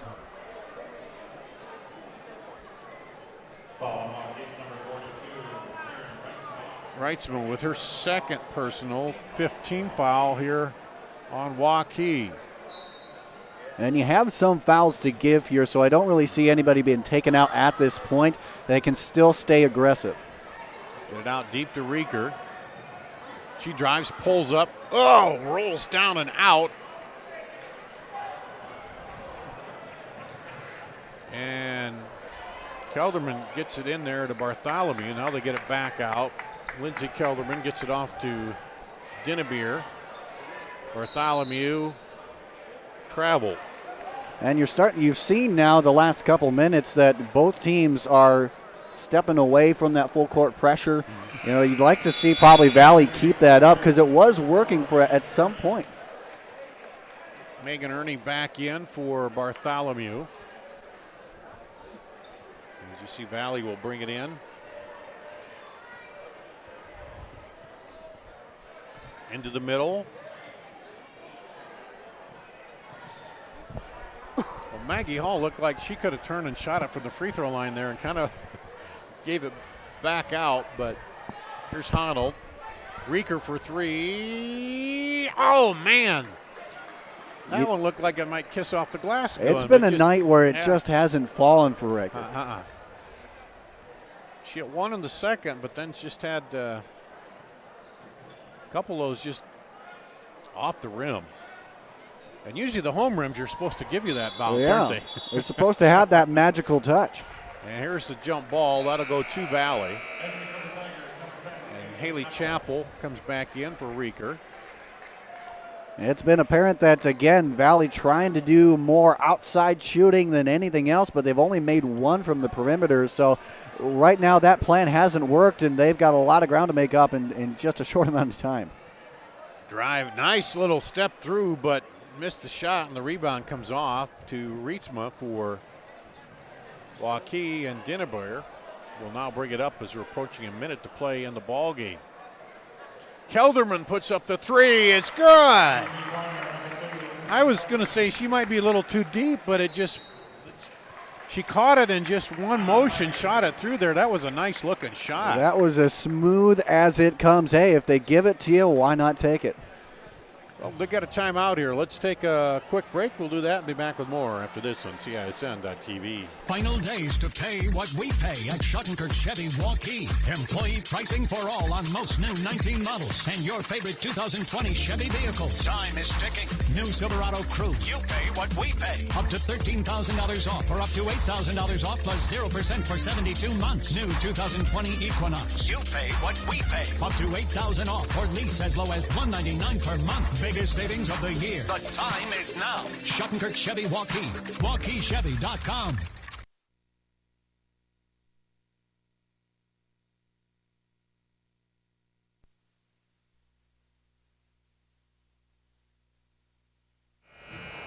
Back at Valley High School, Dart Danielson, Andrew Brown. Looks like end of the third quarter, Dowling up 49-40. Or no, 1 minute left now. Johnston over Dowling 68-67. Oh, no. Final 72-70 Johnston over Dowling.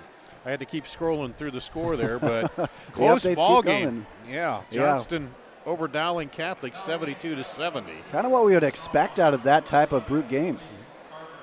Outside for three. Good! And that was Kate Kearney off the bench. Hits the three. And now some substitutions in for Waukee. And now this is the time where you reward your bench players, those who don't get those varsity minutes very often, reward them with some time to get some more production. So Addison Steffi, Cameron Weir's in there. That's Lily Lampy with the ball. And Valley back the other way with it. That's Elise Carver for Valley. There's another three, no good, and the rebound pulled down by Ashley Smith, the junior for Waukee, but it'll go out of bounds over to Valley, and that's Blake Morrow, the senior in for Valley. As Valley brings it up. Well, Waukee is going to go to 6-1 into the holiday break. Valley at 2-5.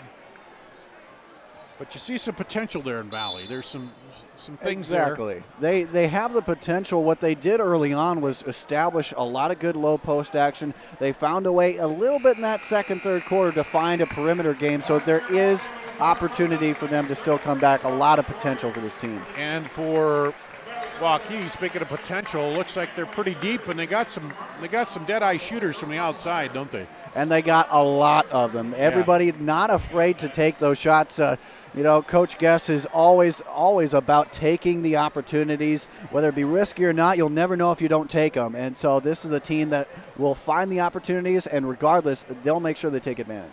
Well, let's do this. We'll take a final break. We'll come back, wrap up the girls' scoring here in the girls' half of the doubleheader here. Do that, come back after this on CISN.TV. We might not always know what the day will bring, but some things are certain. The sun will rise and your lights will go on. That's because at Mid-American Energy, we're obsessively, relentlessly committed to providing you energy when and where you need it, to connecting with you and keeping our communities safe and strong. Because the most important thing we put our energy into is you.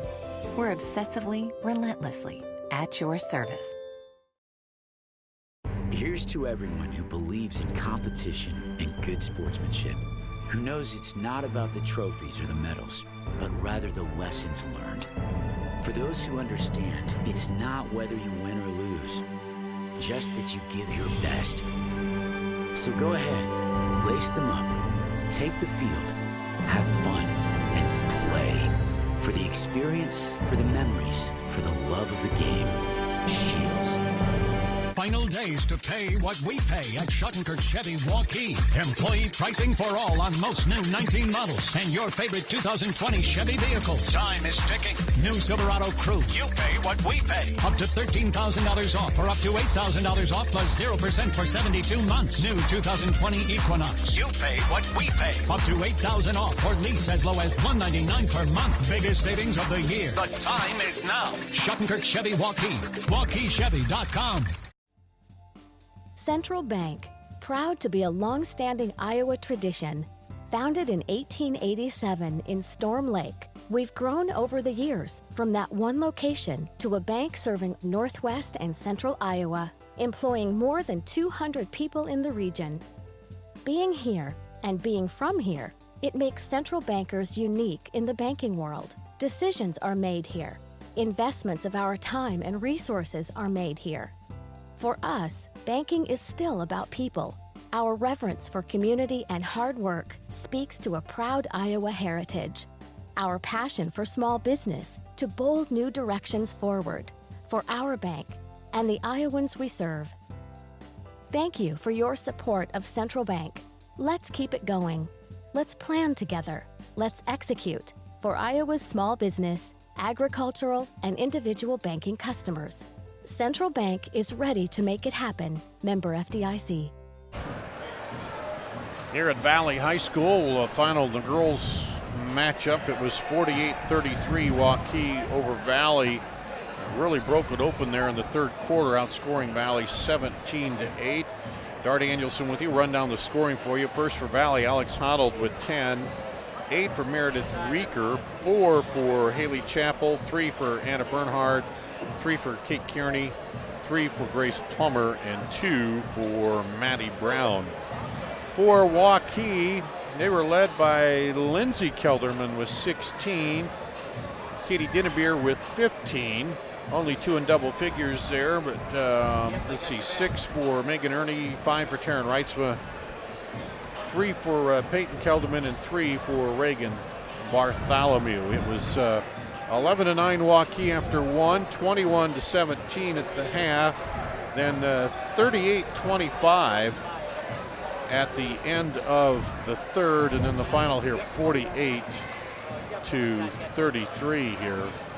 Dart Danielson, Andrew Brown, and really we talked about it earlier. There was no team making a big run, and then Waukee made the first one, and Valley struggled a little bit, trying to shoot themselves back in it from the outside, but just could not get the long ones to fall too much. It seemed like they just got away from what worked in that first half. They try, like you said, they tried to shoot their way in, which isn't necessarily a strong point of this team. And I think they just got away from their bread and butter. And while Waukee, that worked well into their favor. Waukee had 10 total threes, 5 in each half, while Valley had just 5 overall. That was a little bit of the difference there in the scoring, obviously. Yeah, and you take a look at that in that fourth quarter alone. You take a look at where the threes came. There's overall 4 threes attempted in the fourth quarter by Waukee, 7 by Valley. Just the production wasn't there. Just 2 made three-pointers, and 1 was under a minute for Valley. So ultimately, there's not a lot of production when their biggest game plan was try and find production from the perimeter. So the final here, Waukee downs Valley 48-33.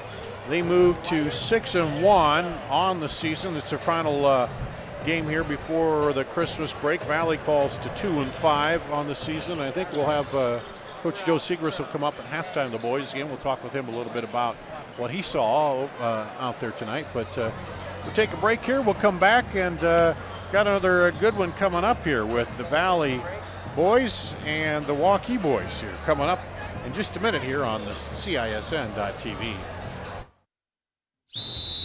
Hi, Ron here, head coach of West Side Auto Pros. When your car's on the injured reserve, you want to get it back in the game as soon as possible. I know that. That's why you need to bring it here to West Side Auto Pros. I have a team of experts that can fix almost every automotive injury, whether it's a fractured joint, a brake, or if your car just got its bell rung, no problem. We can even do a complete physical on your car to make sure it's game ready for the entire season. So bring your car to West Side Auto Pros and we'll get it back in the starting lineup in no time.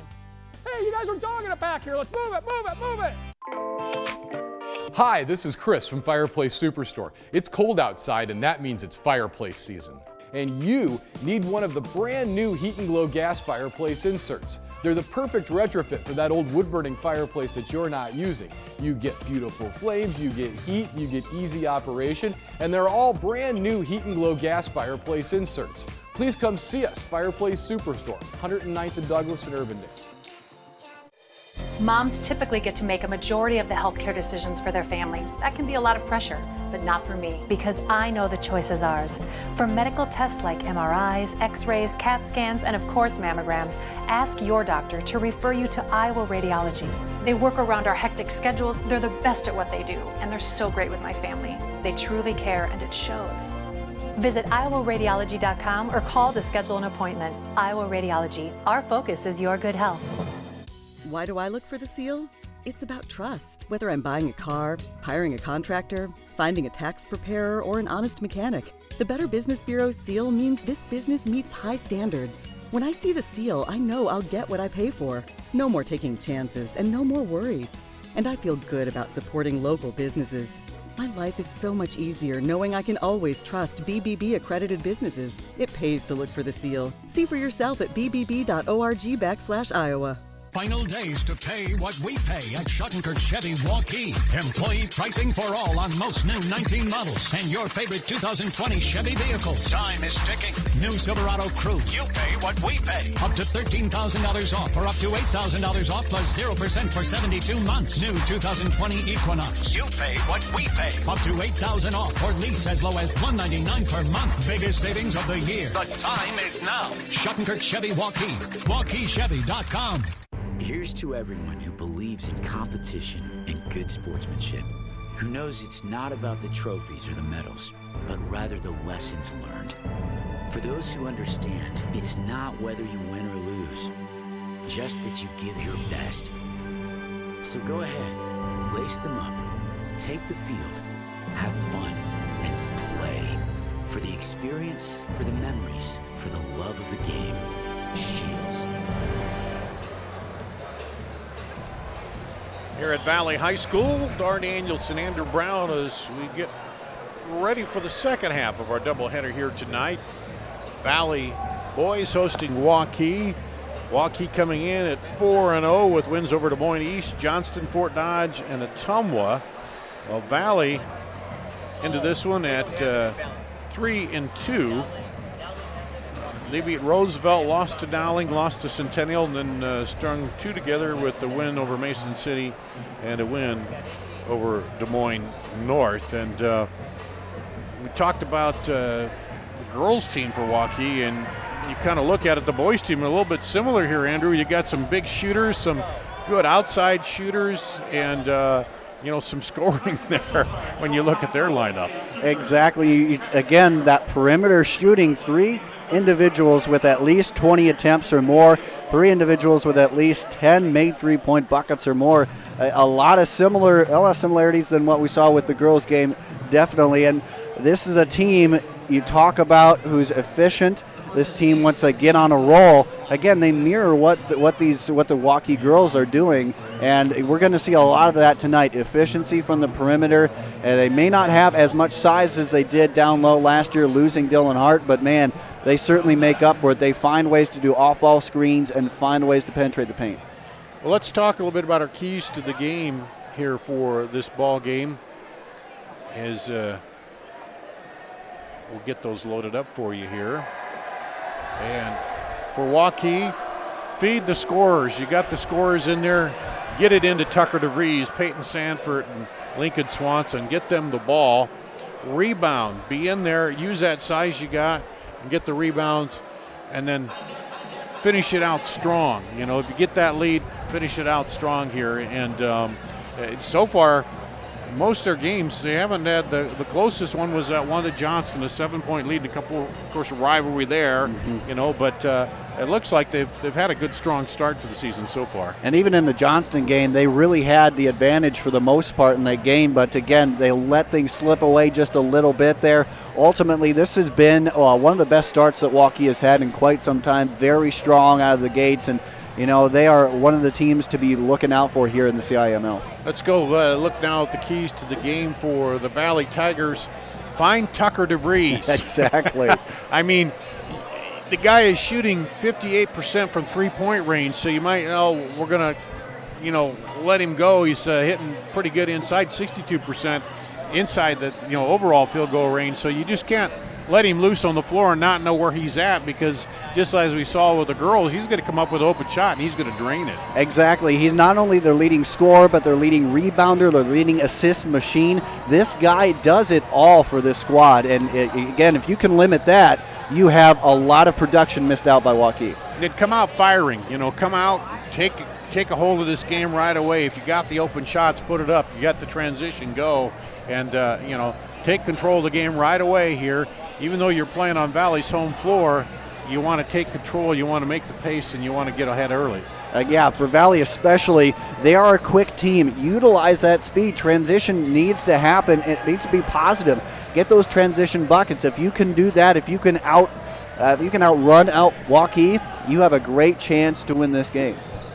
Those are the keys to the game here tonight, as you see Valley warming up there, and good job by Reese and Randy on the cameras. Peter running the controls here tonight as we wind down with our final basketball game here of the 2019 season. Where has the year gone, man? It's flown by way too quickly. I was happy in sunshine, 70-degree weather. It seems like it wasn't that long ago, a year ago in January, we were just getting basketball started, and then girls tournament. Then, we go through and we got softball, volleyball, and then you get soccer thrown in there. Just everything has gone very quickly in this year. And it's been a good year, though, here on CISN. And I think this is going to be a pretty good ball game here tonight. This is one of those games where if you're Valley, you see Waukee, they're off to a good start, and you want to make a statement against them. You want to say, hey, we're going to come out. It's our home floor. We're going to take control, and we're not going to let you just come in here and roll through on our home floor. And really, no team has been able in the season series to really get an advantage the last couple of years. And we've seen that. Again, if you're Valley, take advantage of your home court. You might have some balls bounce your way. And we didn't see it necessarily in the girls' game a ton, but, utilize the crowd. A lot of people here, a huge crowd, utilize that energy.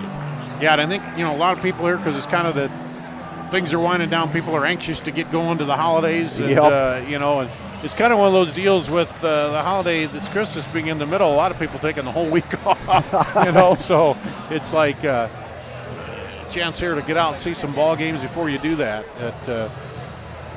Warming up, getting ready. Let's talk a little bit more about what you see as some of the things for these two teams they need to do in this ball game tonight.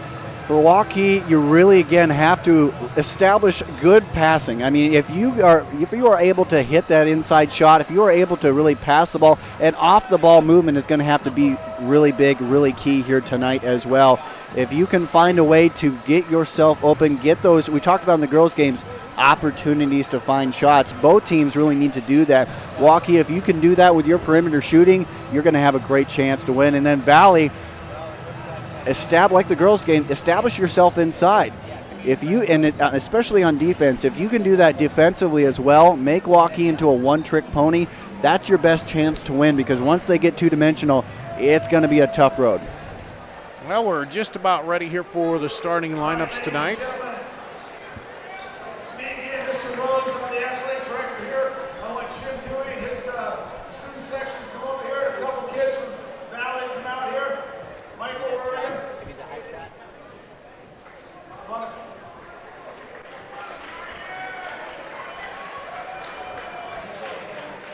right, hey, our message tonight. Come on, Michael. Our message tonight, I know some of you were here for the start of the girls' game. This is CIML, especially the athletic directors, are really trying to put an emphasis on sportsmanship. We want to welcome the fans from Waukee, the great parents and families they have there. Welcome the student section from Waukee as well. Our fans from Valley, our student section over here. Athletic Director Brad Rose out there, and Jim Dewey, the activity director from Waukee. And the emphasis on sportsmanship. We're trying to see more of that happen here, and talked about it at all levels here, especially high school. Yeah, you see a lot of sideline referees nowadays, and it just, at the high school level, when you see a shortage of referees like this, you just can't berate them. They're doing a great job. They're doing what they can, and certainly good sportsmanship, you have to learn that at this level. If you're not going to learn it here, it's going to be a tough time as you go throughout life. And I think, I would say to people, if you, if you want to, sign up and be a referee, because I do a little bit of soccer refereeing in my spare time, rec stuff, but it's, they give you good training, and it's a chance to get out there, and the thing you find out, you learn a little bit more about the game and the rules. Exactly. And if there are more people stepping up to do it, then I think there'll be more of an understanding and less issues. So here we go with our starting lineups here tonight.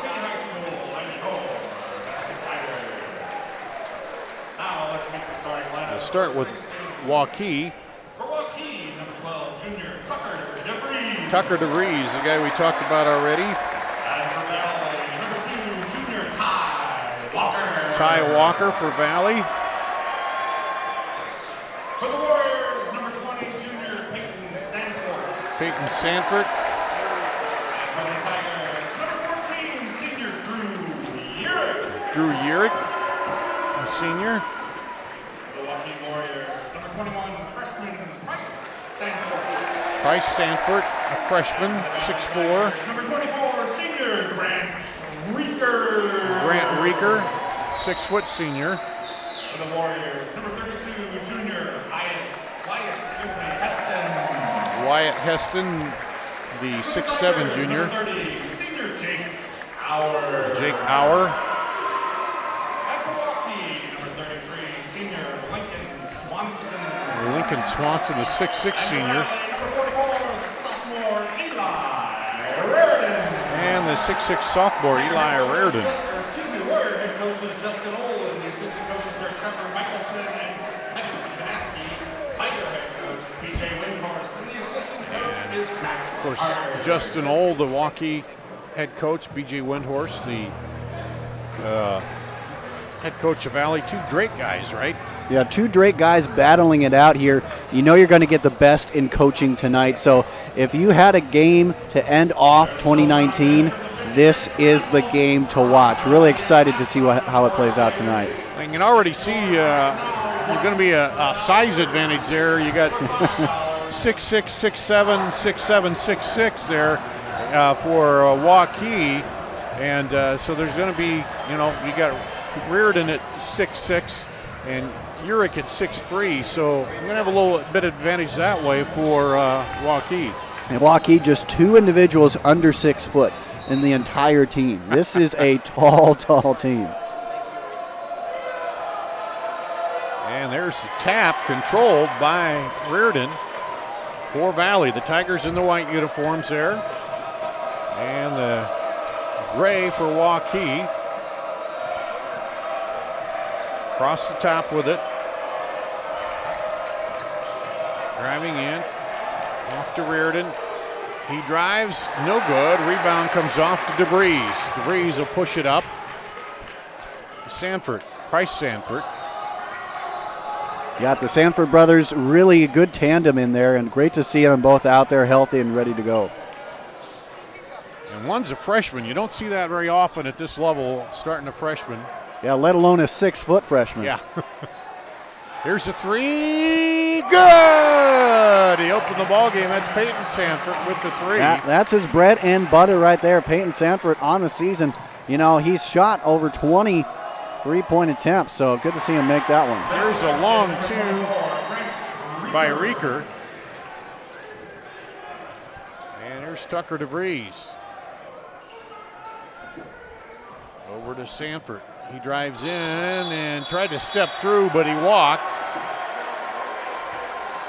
I got a feeling we're going to see a little more play in the post here in this game than what we did in the girls. They're going to try to get it inside a little more along with that three-point shooting. Yes, I think both teams are really going to try for that. Waukee trying to be that overall expanded team. Valley, that's their bread and butter. That's really kind of where they sit.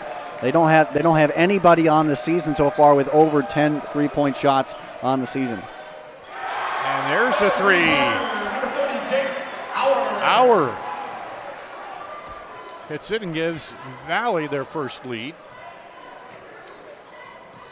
5-3 in the early going with it. Sanford over to Peyton Sanford. Now inside, found him wide open, and they lost Lincoln Swanson on the backside there.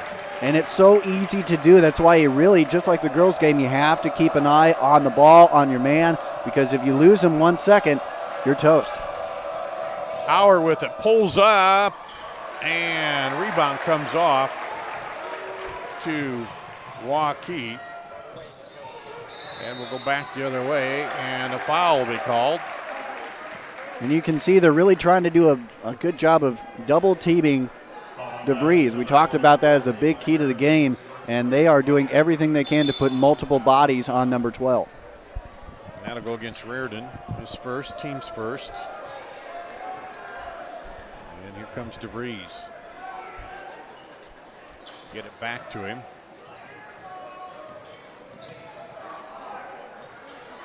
Urick on him. DeVries drives, and he got a hand in there, but they'll call him on the foul. Kind of looked like he had on the ball, but they say he got him on the arm too. Yeah, those are one of those that it could go either way. Again, in the sportsmanship era here, you got to just go with the call. You may not agree with it, but you have to respect it. So DeVries to the line for his first attempt at points, and he makes it.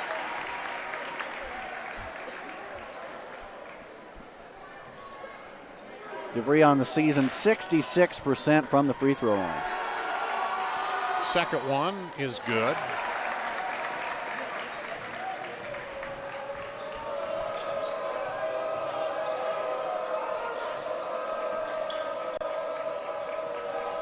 And there's a jumper from the baseline. That was a great turnaround, spatial awareness, recognizing where you are.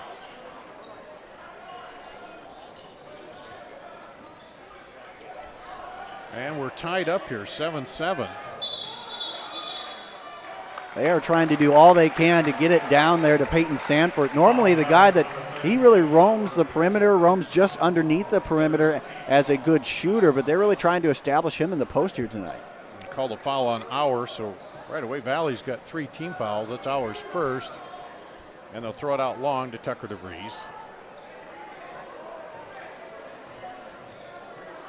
Goes to work on Urick, and then it's picked up on the switch there by Reeker. And almost knocked away on the double team coming in from the offside there, but they get it back out short. Rebound comes off to Auer for Valley. And you see Valley really trying to, again, they're trying to do the same thing, push it inside they've done a good job so far really getting those hard press points in the paint. Auer with it. Now gets it over to Ty Walker. Walker will pull up inside the three-point line, banks it in. Bank is open. That was one of those contested shots. Coaches are going, no, okay. Yep, but he rose straight up. Yeah, banked it home. There's a high bouncer and goes for the three.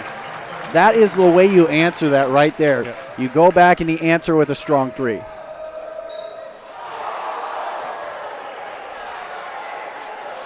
And then the foul.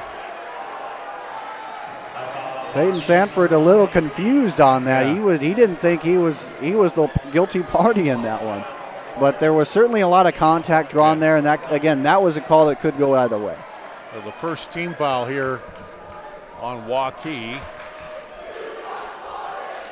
And free throw by Auer. Ties it back up. Coach O really instructing his team, keep that move, keep the momentum going, keep it in your favor, keep the energy up, because you lose that here against Valley, you pretty much lose the game. Second free throw is good. Three, good! In the transition. Transition buckets are going to have to be key here tonight. And Wyatt Heston off the bench hitting 2 threes here for Waukee. Dribbled through the middle, leaves it a little short, and the rebound comes off to Waukee. And he could go inside too, Wyatt Heston. Heston, normally that post presence for Waukee. Haven't really seen much of him in there at this point, but man, it's good to see him right there in his bread and butter in his wheelhouse. Waukee with a 4-point lead now. And Valley. Ty Walker directing traffic a little bit. Gets it back. Now over into the corner. Jumper short. Rebound battle for. Picked it up, turn around, and look what I found. Drew Urick. That's exactly what you got to do. Those second chance opportunity points, they don't come very often. When you get them, hey, you got to take advantage, and good job. DeVries drives, and the travel called as Reardon all over him. And we talked about it, they need to identify them, and so far they've been doing a good job of getting on him, switching on him with the ball, and kind of making it not so easy for him to get a shot. A lot of great help defense, and you see that, again, the transition, help defense coming through. There's at least 2 bodies on DeVries almost every time down the court now. Here's a jumper, no good by Walker. Rebound goes to the corner, and it's run down by Tucker DeVries. DeVries now takes it in, and a travel called again on DeVries. Just got that momentum, got him too fired up there. That was one of those, it was a travel, unfortunately, just too much going his way. I think as he turned the pass, too, he saw that defender, and it was kind of one of those, oh, bring it back, and you're right, he kind of hesitated, and he ended up turning it over there. But so now a chance for the Tigers to come down, tie it with a 2, go ahead with a 3 here. As Morse is in the ball game for Valley. Auer with it.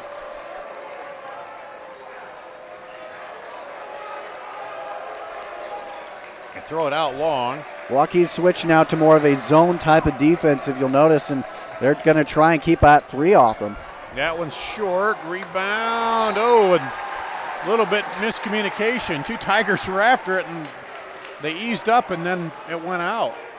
And that's one of those that the coach is rattling in his head over that one, because if you take a look, Valley was in position multiple different places to grab an easy bucket. So unfortunately, he just couldn't come up with it, but going to have to make a big defensive stand here. So under 2 minutes to play now. That knocked out of bounds. It'll stay with Waukee. Ty Walker to check back in for Grant Reeker here. And for Waukee, it's a little bit lighter of a quicker offense right now with the personnel we have in play. They get it in to Tucker DeVries. He throws it up top to Heston. DeVries looking for a screen from Heston, gets it. Now he rolls in, and then DeVries will pull up. Tapped around and pulled out of there by Auer. Auer up the floor to Ty Walker. His lane to the basket is cut off by Pappenberg. Nice little kind of hook shot there, but it bounces out of the cylinder. It looked pretty, just didn't go down. And a bucket and a foul there. On the transition, Ty Walker gets called for the push. Peyton Sanford is going to have to be the guy to step up if DeVries is limited here tonight, and he has that capability. Great job in the air, spatial awareness to find where that basket is and keep that shot straight. Sanford to the free throw line for the bonus and makes it. He's got 6 points here already tonight. And he's a 90% free throw shooter. He is the guy that you're going to go to and want to go to when it comes to charity stripe points.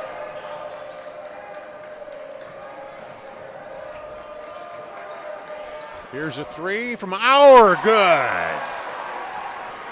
Way to get yourself back into a game now, just a 2-point deficit for Valley. That's how you take the swing into your favor. Up top with it, they'll probably play for one, you'd think here, we'll see. Well, no, they're gonna put up the three, they got it open, rattles out, no good, and there's a battle for the rebound. It'll stay with Waukee. And you notice in there, Connor Soltout is coming in for the varsity boys for Waukee here, adding some more height, adding some more depth, and he's got a big body on him here. So, and it stays with Waukee now. So you got to think that they're going to try even more of an emphasis on getting it into the paint. Morse got a hand on it, knocked it away. Heston will go out. They're bringing Tucker DeVries, and I'm assuming try to get him an open shot here. The final few seconds of the first period. A lot of strategy going on there as they're lining up man-to-man on this inbound. A lot of jostling in those lines there. Again, you are a half step off, then you lose, and your guy gets a clean shot. Tucker DeVries takes it over. Now he gets it back. Let's see, maybe they will play for one now. We'll see. Now back to DeVries. The screen at the top, but they jump off and switch. Now he backs in, kicks it over for a jumper. No good. Rebound. Pulled down by Valley. Morse. Now the Tigers got a chance for a last shot. Walker. No good. Rebound pulled down at the buzzer. No. So at the end of one, 18-16, Waukee over Valley. We'll be back with the second quarter after this on CISN.TV. Final days to pay what we pay at Schottenkirk Chevy Waukee. Employee pricing for all on most new 19 models and your favorite 2020 Chevy vehicles. Time is ticking. New Silverado Crew. You pay what we pay. Up to $13,000 off or up to $8,000 off plus 0% for 72 months. New 2020 Equinox. You pay what we pay. Up to $8,000 off or lease as low as $199 per month. Biggest savings of the year. The time is now. Schottenkirk Chevy Waukee. WaukeeChevy.com. We might not always know what the day will bring, but some things are certain. The sun will rise and your lights will go on. That's because at MidAmerican Energy, we're obsessively, relentlessly committed to providing you energy when and where you need it, to connecting with you and keeping our communities safe and strong. Because the most important thing we put our energy into is you. We're obsessively, relentlessly at your service. We'll go to the second quarter here at Valley High School. Waukee a 2-point advantage after one over Waukee. Dar Danielson, Andrew Brown here as we start the second quarter. Waukee with the ball there in the gray there. Inside, nice! Way to catch that with one hand and push it home. You can't draw that up any better. You can't execute it any better. That's a great job right there. Peyton Sanford gets it. Now out for three. Good! An answer by Reeker. How do you dwindle? How do you make sure the momentum stays in your favor as Valley after that kind of a play? Hey, just might as well hit a three-point shot. Match you two with a three. Exactly. Yeah, now it's a one-point ball game here. Here's a three the other way. No good. Off, and the rebound comes down to Reeker for Valley. They push it up the floor quickly. Ty Walker, pull up, gives Valley the lead.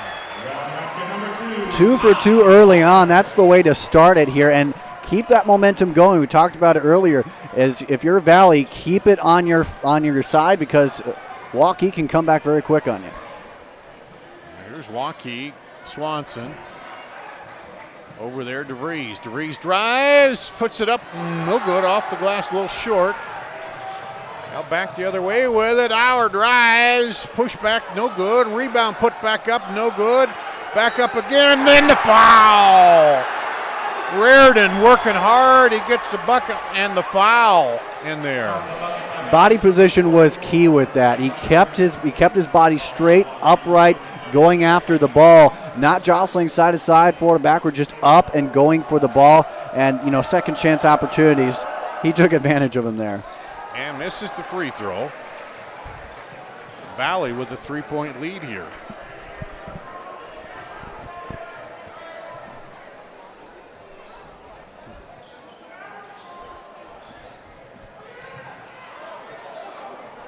DeVries looks at it.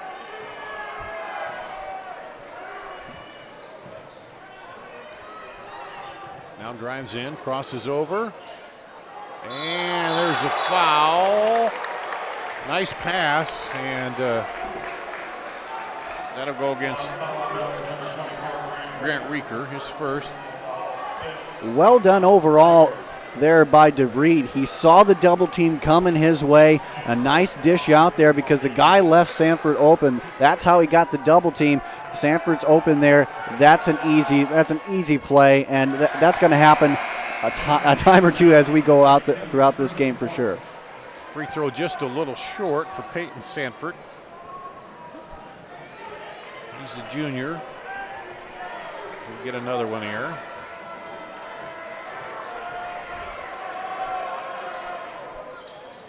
And he hits that one. He doesn't miss many free throws. He's shooting, about 95%? Yeah, 95% in the season. Down the lane, rolls out, rebound. Man, the foul will be called on the rebound as Reardon attacks the board again. And clearly, early on right now, it's going to be key. Reardon is the guy to stop for Valley. He may not be the tallest guy there, but man, he's scrappy aggressive. Inside, and he knows how to get to the ball, doesn't he? And he banks that free throw home. Doesn't matter, counts the same. It counts exactly the same. Why not? Have some flair with it. They bring Peyton Sanford out for a little bit of a rest here. Second free throw for Reardon, 6'6" sophomore. And misses the second one.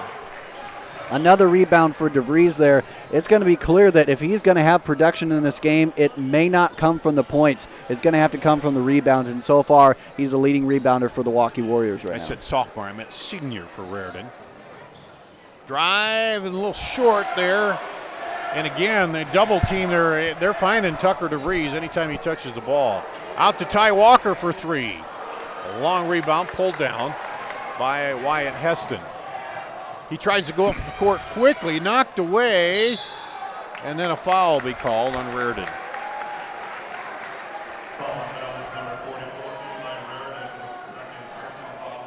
The second overall personal foul for Reardon. He's coming out just to kind of take some pressure off him right now. You got a lot of emotions going through. The last thing you want to do is turn one foul into three, and then that's got to be a snowball effect. Let him settle down a little bit. Drive in Pappenberg and dishes underneath, trying to go up, and he draws the foul.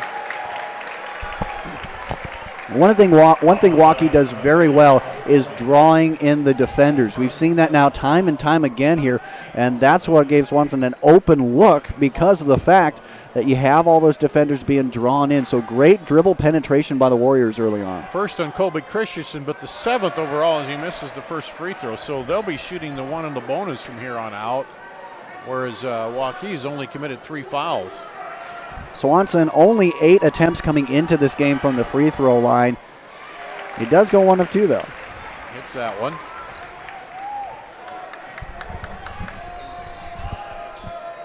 Ty Walker with it over to Christensen. Across the top to Reeker. Outside for 3, no good, and the rebound is pulled down by DeVries. And that'll go out to Waukee. Urick will come back in. About 5 minutes to play here in the first half. Valley with a 2-point lead. We'll take a break. Come back after this on CISN.TV. Hi, this is Chris from Fireplace Superstore. It's cold outside, and that means it's fireplace season. And you need one of the brand new Heat and Glow gas fireplace inserts. They're the perfect retrofit for that old wood-burning fireplace that you're not using. You get beautiful flames, you get heat, you get easy operation, and they're all brand new Heat and Glow gas fireplace inserts. Please come see us, Fireplace Superstore, 109th and Douglas in Urbandale. Here at Valley High School, a tight one here, 24-22 Valley, as we're 3 minutes in to the second quarter. Waukee will inbound it. They throw it into the backcourt to Tucker DeVries. Dart Danielson, Andrew Brown with you. And Price Sanford working a little weave there. Into the middle, back out for 3. Good! Just great ball handling there and moving the defense around. Great off-ball movement, great movement in general. It's going to be clear again that, you know, this Waukee staff is going to have to have their supporting cast step up. DeVries is obviously going to be shut down for the most part, so great job by the supporting cast for Waukee. Turnaround off, no good, and Waukee rebounds it now with a 1-point lead. DeVries takes it all the way to the hole. They weren't going to stop him that time. There you go. It is one of those things. He is such a great player, a dynamic playmaker. You can't stop him all the time. And there's a foul up top. And that'll go against Pappenberg. Yeah, I mean, you can stop him now and then, but you know, anytime you let up, and well, that time he just made it happen himself. I'm taking it to the hole and going to make him either foul me or I'm going to score. He's really explosive off the ball, really explosive, really quick, really early. And that really, again, that aided to that basket there. So great job overall. Grant Reeker back in. Ty Walker takes it up top of the key. Here's Auer for 3. No good. Rebound pulled down by Heston for Waukee. A lot of good coaching going on here early on, moving players in and out, trying to figure out what's working and what's not. And we've seen 2 different types of defenses. We've seen that zone, we've seen man-to-man already, and the interchange. So again, you have 2 disciples of Drake University basketball coaching some great teams here tonight. Drew Urick knocked that one away, and it went off of the Waukee player and out of bounds, and so Valley gets the ball back here, trailing now by 3. Each team is led. Each team has gone through many runs here, and there's an offensive foul call, I think. Yeah. Yep. As Reeker gets called for the offensive foul. 8th foul, but it's offensive, so they won't shoot. And a great job there, you know, by the freshman staying put. You know, a lot of times they move, they get jittery. Man, that's a great job staying put and giving your team back the ball. And the official recognized that. He had his position. Sometimes you see they call it when the other guy comes over the top, but he said no, he had his position. He had the right to be there, and they called the offensive foul. Trajan Thornton into the ball game now for Valley. 6'2" senior.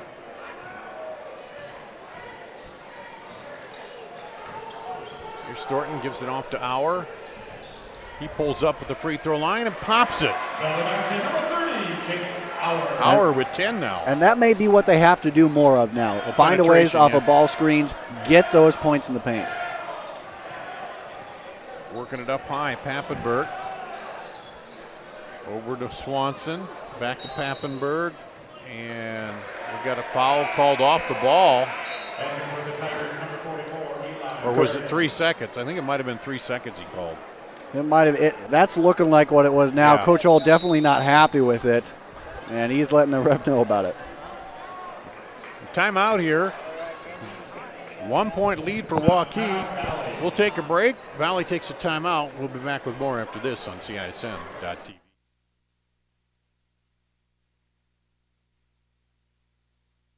You want to get stronger, faster, healthier. You want more. You want to be part of something bigger than yourself. A place for people of all ages, all walks of life, that provides opportunities for all to succeed. We do.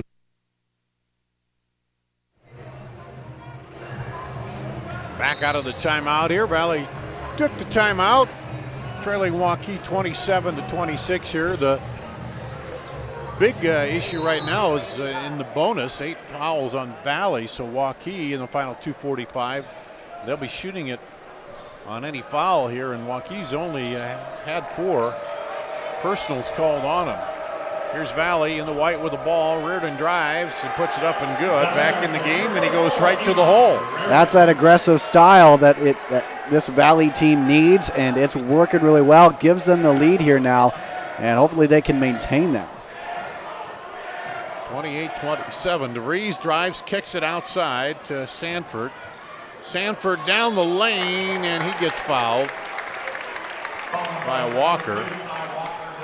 That's a good job recognizing the one-on-one. There was no help there defensively, and so recognize that, go to the hoop, try and draw that foul. Great job. And again, this is a freshman doing all that. Peyton Sanford to the line. And hits it. That was a shooting, wasn't it? That is, yeah. As they are in the bonus, but that was a shooting foul. That's 10 points now for Peyton Sanford. Second free throw is good. You have an 80% free throw shooter at the line, again, helps this team that much more. And Waukee takes the lead back. I haven't been marking it, but no, there's a 3, and there's another lead change. I haven't kept track of those, but we've had quite a few here in the second quarter. It's Valley now up by 2. At least 4 lead changes in the past 20 seconds for sure. Great job by both of these evenly matched teams. DeVries takes it inside down the lane, and he gets fouled. When you as a leading scorer need to try and find production, one of the best ways to do that is to draw contact. You're a great shooter, shooting 60% from the free throw line. Go for it. DeVries pops it. That's Colby Christensen's second free throw, 10th free throw, or 10th foul, so double bonus on any free foul here on out. It's not a shooting foul. Just 6 points for DeVries, but I think his impact is bigger than that as he's drawing defenders and passing it around here. And you see that so many times. This Valley squad is having a tough time. Nice shot right there. Yeah, Trajan Thornton just got it and turned and fired. Didn't even look. He squared up and shot it. He must have known where he's at on the floor because he zeroed it right in there. Great job, great awareness. DeVries in, now has it knocked away by Auer. And Valley on the run back the other way, and they almost got a little too quick with that. But they got lucky there as it went off of Waukee. Very lucky. Momentum is shifting back and forth in this game. You got to try and find any advantage you can, and luckily it stays with them. Valley with the ball in the 2-point lead, but stolen away by Heston. He comes down, now gets it back. Passed up the 3. He had a couple. He's hit 3 tonight. That was a little short by DeVries, and that'll go back to Valley. And you got to wonder if DeVries, if he's a little frustrated right now with not having the opportunities that he normally has provided. We're seeing looks like a little tiredness out of both these teams. It is early. We're only in the 5th game, and sometimes it takes a little while to get into that full game shape. And I don't think either one has seen a game this back and forth early on in the season. maybe that Johnston game. There's a drive by Auer. He puts it up and good. Auer with 15. There's a long three, rattles out, no good. Rebound battle for, and they're going to call DeVries with the foul. He poked it away, but then went a little too far in trying to get to it. And for Waukee overall, they've played some relatively good teams, but not to the level of Valley just yet. So you can see that these guys are having to exert themselves that much more. And again, it's the first meeting between these two teams this season, so you're going to get that kind of tiredness early. So Valley with a 4-point lead, and looks like they might play for one here. Auer with it. Again, no Peyton Sanford on the floor. That's kind of big, especially in this moment. Down to 10. Auer looks, gets it off. Thornton bounce. Oh, nice pass, but just a little off on the drive, and Valley almost pulled that off here. And it's 35-31 Valley at the half. We'll take a break, come back, and look at the first half scoring and talk with our guest after this on CISN.TV. Final days to pay what we pay at Schottenkirk Chevy Waukee. Employee pricing for all on most new 19 models and your favorite 2020 Chevy vehicles. Time is ticking. New Silverado Crew. You pay what we pay. Up to $13,000 off or up to $8,000 off plus 0% for 72 months. New 2020 Equinox. You pay what we pay. Up to $8,000 off or lease as low as $199 per month. Biggest savings of the year. The time is now. Schottenkirk Chevy Waukee. WaukeeChevy.com. Central Bank, proud to be a long-standing Iowa tradition. Founded in 1887 in Storm Lake, we've grown over the years from that one location to a bank serving northwest and central Iowa, employing more than 200 people in the region. Being here and being from here, it makes central bankers unique in the banking world. Decisions are made here. Investments of our time and resources are made here. For us, banking is still about people. Our reverence for community and hard work speaks to a proud Iowa heritage. Our passion for small business to bold new directions forward for our bank and the Iowans we serve. Thank you for your support of Central Bank. Let's keep it going. Let's plan together. Let's execute for Iowa's small business, agricultural, and individual banking customers. Central Bank is ready to make it happen. Member FDIC. Welcome back to Valley High School. Dar Danielson with you here. Halftime of the boys game. Valley up 35-31. And joining us is Valley girls coach Joe Segrist. How you doing, Coach? Doing all right, Dar. How are you? Good, good. Well, it's quite a game tonight. They had that big third quarter there where they kind of pulled away from you. And, man, they've got a lot of shooters, a lot of scorers. And I think you're trying to find that, aren't you? The one couple scorers that you can go to consistently. Yeah, I thought our defensive effort was really good. I knew they had really high percentage three-point shooters on the outside, so I knew our zone had to be very active and we had to have our best communication game. But defensive effort was there. We just didn't make enough shots. What do you got to do to remedy that? Is it just keep working on it, or a little better on the offense and passing and things like that? What are you seeing? Yeah, with the new group, I mean, when you've had, 4-year starters that graduate that had the ball in their hands, so much of the time, when you're talking about Zoe Young, Shea Fuller, right. And 65-70% of our scoring, we knew it would be a learning and growing process with this group. So we had our best week of practice this week, and it was really our first 4 days without any injuries whatsoever. So it felt kind of like the first week of practice, and so I think we'll just keep working on things, make it competitive, and keep getting better.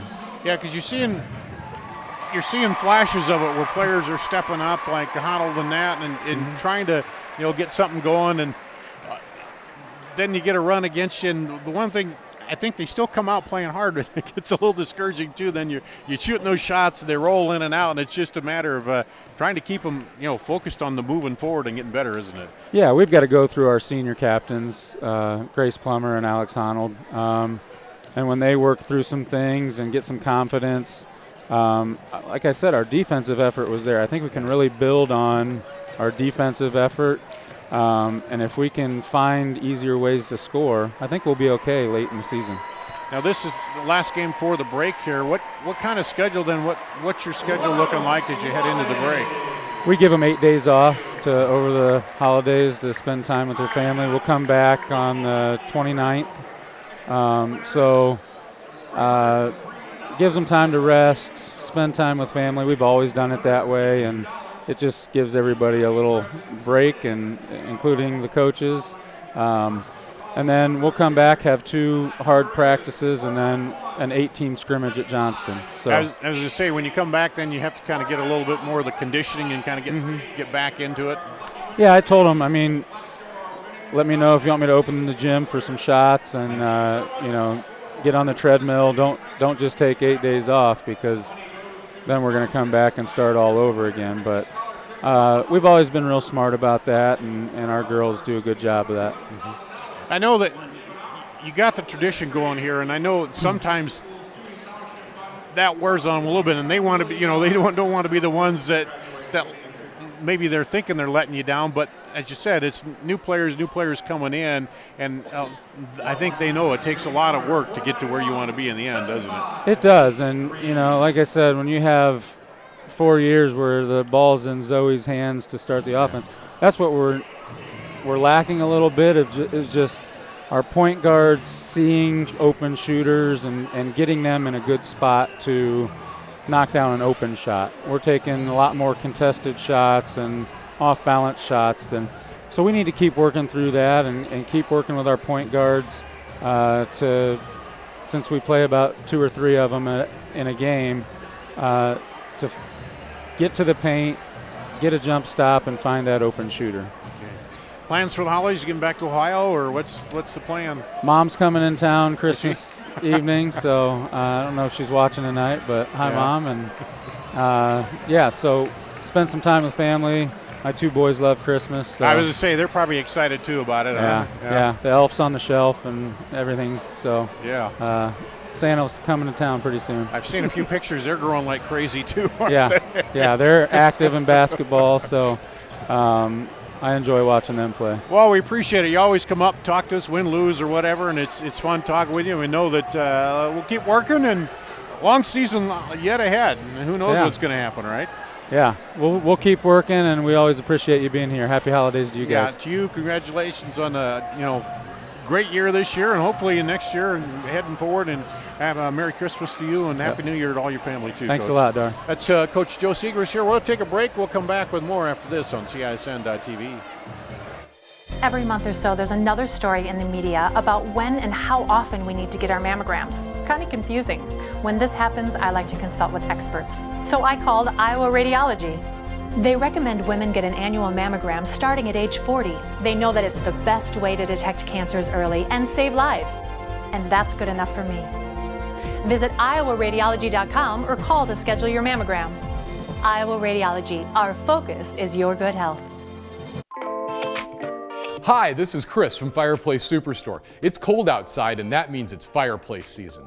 And you need one of the brand new Heat and Glow gas fireplace inserts. They're the perfect retrofit for that old wood-burning fireplace that you're not using. You get beautiful flames, you get heat, you get easy operation, and they're all brand new Heat and Glow gas fireplace inserts. Please come see us, Fireplace Superstore, 109th and Douglas in Urbandale.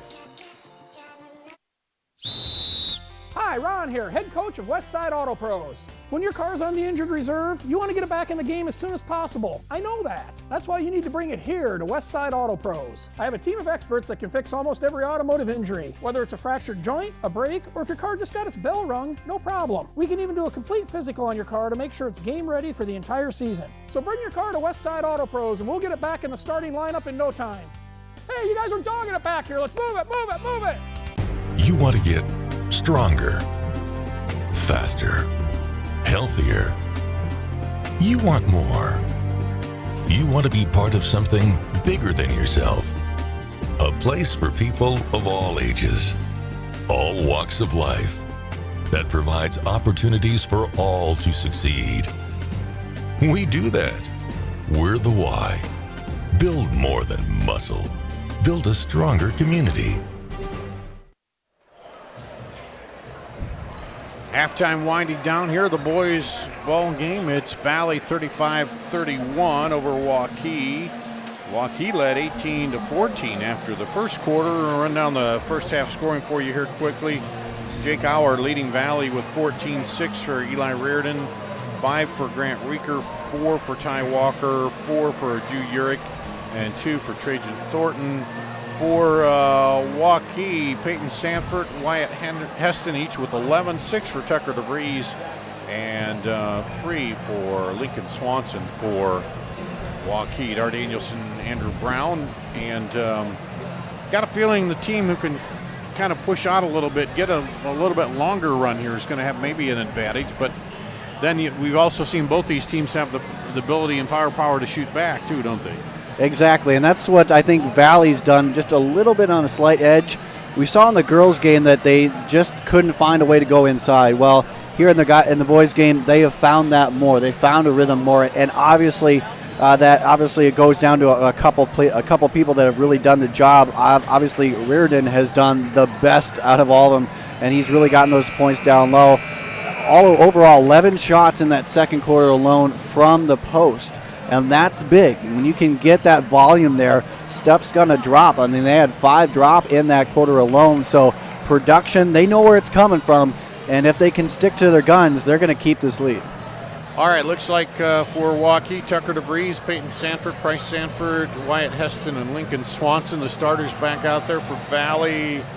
Let's see, Ty Walker, Drew Urick, Grant Reeker, Jake Auer, and Eli Reardon. Looks like all the starters starting out here. Valley will be in the white uniforms. They'll get the ball to start the third quarter, and with a 4-point lead as we're underway. Across the court to Auer. He dribbles to the middle, stops, kicks it back out. Pull up, and the bounce does not go. Heston with the rebound. It'll be very interesting to see how DeVries has managed again in this second half, and if they're going to let him fire away or give some more passes out. That one a little short, comes out of there. Drew Urick with it. Now they quickly try to go up the floor, Auer, but it's knocked away as Waukee got back and smartly got their hands up. Now down on the baseline. How he got through there, I don't know, but missed the shot, and Reardon pulls it out of there. That would have been a shot for the ages for sure. Great body positioning, just couldn't come down with it. And the drive and the foul. Ty Walker gets fouled. Looked like there was body contact before the block there. I know Sanford's looking curious as to why that was even called, but I think it was the block that came before the block. Ty Walker with 4 points in the first half, hits the first free throw here. And he'll get another one. First points of the second half coming from the free throw line. I think that's going to be a big component for both teams here in the second half. He's shooting 79%.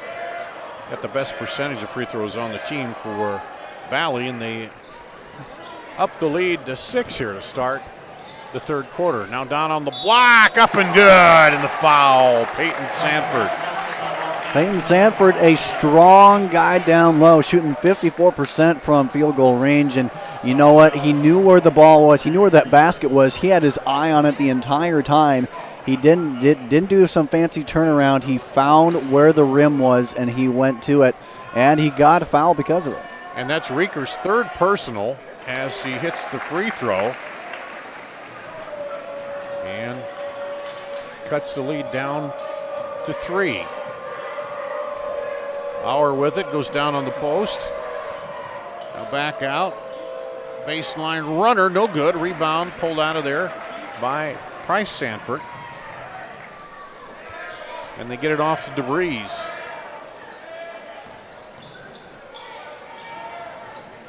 Pass it off and then cut. Now in Outside on the block. Back cut up and good. Lincoln Swanson. And that's how you do it. Off the ball movement made that possible. And that's how you got that quick basket. Keeps this game close. And, man, no one seems to want to pull away. Back to one. Oh, got up in the air. Walker. Auer tried to run it down, but ends up traveling. As good defensive pressure by DeVries that time on him. That would have been a turnover either way. DeVries was right there. He's done a great job defensively. Again, may not impact the scoreboard a whole lot right now anyway, but he has done a great job defensively off the glass. He has been there for this team, just not so much in the points production. Truman Morse back in for Valley. And almost off the hands, and Ochoa calls the timeout to save possible turnover there. We'll take a break here and come back after this on CISN.TV.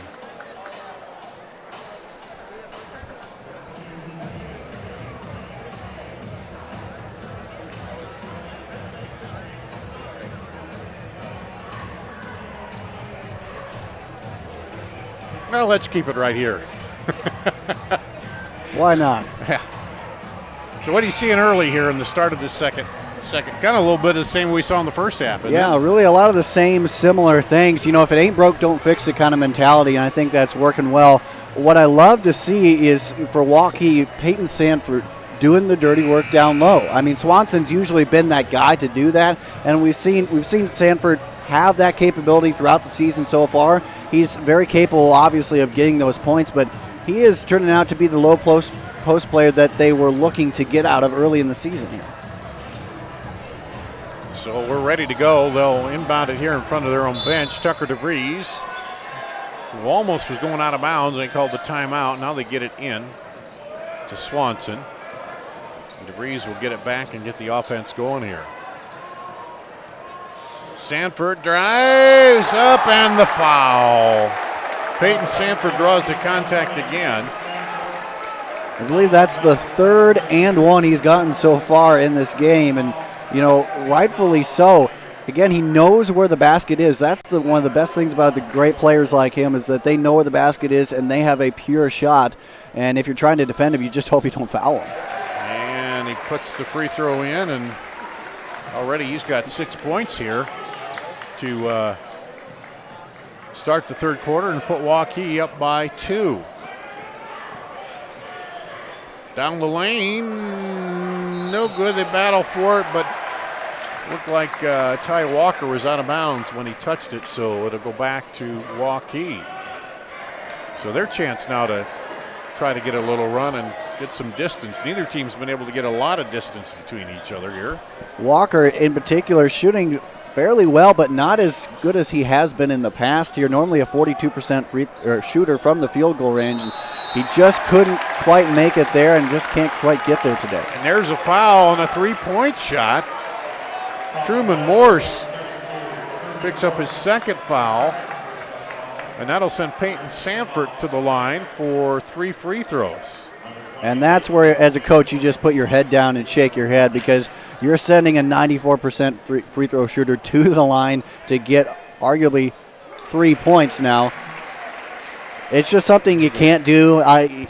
It happens in the moment for sure, but you got to be aware because this is the guy that can hurt you anywhere, and you don't want to give him easy points. Second one rattles out. Trajan Thornton will come in.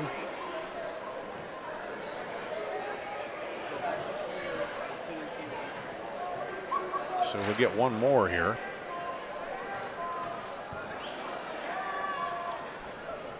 And that one's right through the net. Coming into this game, he had only missed 1 free throw through the first 4 games, and you know it's one of those that you miss every once in a while. But hey, that was a strong performance. Yeah, he's missed 2 here, but he's made what 1, 2, 3, 4, 5, 6, 7, 8. I'd take that ratio any day.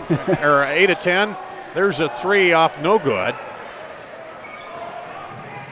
And blocking foul called down there. That'll go against Price Sanford, his second. second team foul. So. And that's, again, one of those 50-50 calls you really could go with. I mean, it seemed like he had established himself maybe just a little too late there. But, again, as a freshman taking that contact on, you got to commend him for that because not a lot of youngsters really can sit there and take that kind of a contact. An hour hits the free throw. Came in shooting 67%. And gets them both. And it's 41-39. Waukee now with the ball. We head toward the halfway mark of the third quarter. DeVries spins, stops, looks, fade away, good! And you could see him assess his options right there. Where is he going to go? And in the end, he found he was backed off a little bit. Take that shot when you get it. Thought I can't go straight up, so I'm going to back off and fade. And when you're that tall, nice little fade shot, and it went. And now picked the pocket from behind there was Wyatt Heston. And timeout called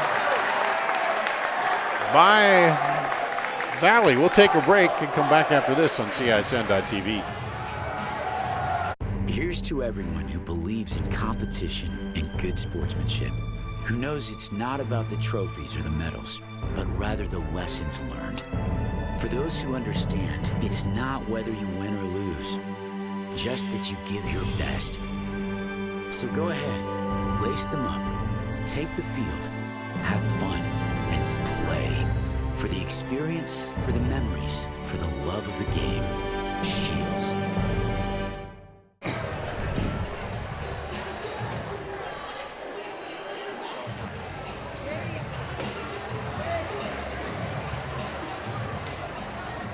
You see the Valley Huddle, they call a timeout here as they're now trailing by 4. We got a good back and forth one going on here. Dar Danielson, Andrew Brown, and a good one to wind up heading into the Christmas break here. And Valley talking it over there a little bit, BJ Windhorst, and trying to figure this out. And starting to see maybe DeVries and Waukee trying to get a hold of this and push it out a little bit, but I think BJ didn't want to see that happen, called the timeout.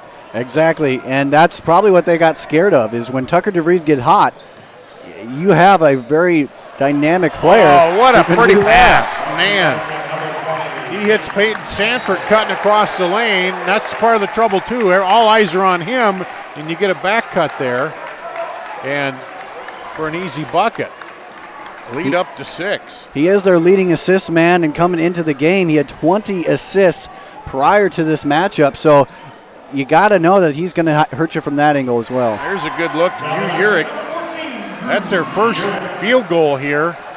3:37 into the third quarter for Valley. They've only had 4 shots in total in this quarter right now, so it's been tough for them to get offense. And there's a nice little reverse layup on the pass to Price Sanford. That's now 4 straight shots on that far end for Waukee. They're just making it happen. And they're going to say it'll stay here. Outscored them 16-6, Waukee has here in the third quarter. Now Valley will inbound. And yet if you're Valley, you're still in it. You're just right down 6 points. Yeah, you get a run of your own going. Reardon hands off to Auer. Walker. Trajon Thornton gets it out to Auer. The 3 goes out of there, no good. And Heston will get the rebound for Waukee. Under 3 minutes to play now, third quarter.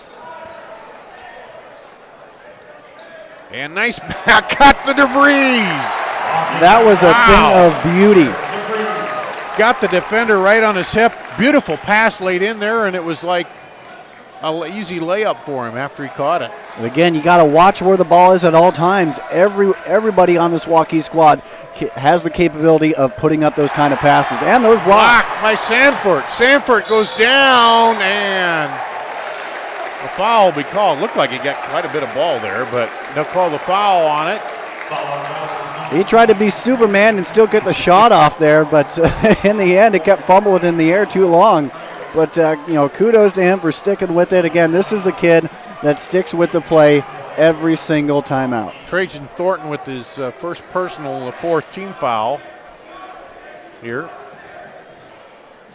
And Sanford. And if I'm Valley, I've got to find a way to not foul Peyton Sanford. Yeah, because he's just automatic. It's kind of like the old days of fouling Steve Nash. You know, he's going to go to the line and knock him down.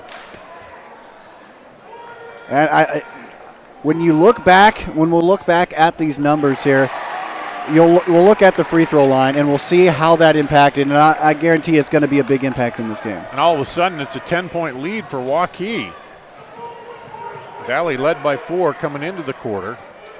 There's Auer for a long three. Jake Auer pops it. He's got 19. Oftentimes, good form can really account for a lot of things, and that was great form, great shot, and it just was destined to go in. You see Valley now, if they could stop that offense. A lot of cutting and passing that's worked. Outside for 3. Good! Bryce Sanford answers the 3. That's their first 3 so far this quarter, their first made 3 anyway, and you know, it gives an extra boost. If you're Valley here, you got to be scared right now because this is a Waukee team that's on a roll, and they're on a roll from the perimeter, and that's dangerous. They called a foul there on Connor Southout on the rebound after the shot was in, his first and the third team foul there, so it didn't really hurt anything. Auer, long 3, good! Jake Auer. How do you answer 1-3? You answer with another. Problem is you keep answering, though, and Waukee's got the lead, so you got to get a stop here sometime for Valley. Sanford, little baby hook from the right hand, misses, and rebound comes off to Valley. Christensen. Auer, stop and go, up and good. Auer is heating up. Auer's got 10 points here in the quarter. Timeout Waukee. Whoa, let's just keep it right here. And man, both these teams is like boxing, punching back and forth here. It's an ebb and flow type game for sure. Again, this is the exciting game you want to watch as the year comes to a close. But man, we just got done talking about it 10 seconds ago. How do you answer? You got to get those stops on defense.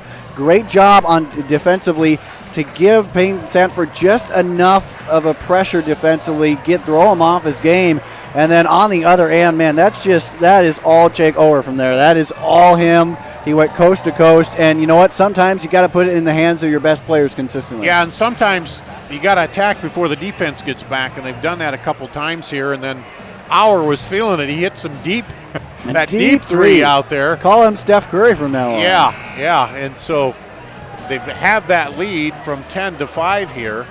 Valley has against Waukee. So hang on. I got a feeling there's going to be a few more lead changes or runs both ways here before this one is done. As we come out of the timeout now. And now Auer with 25 points on the game already. That's a good game score just in general, let alone here in the third quarter.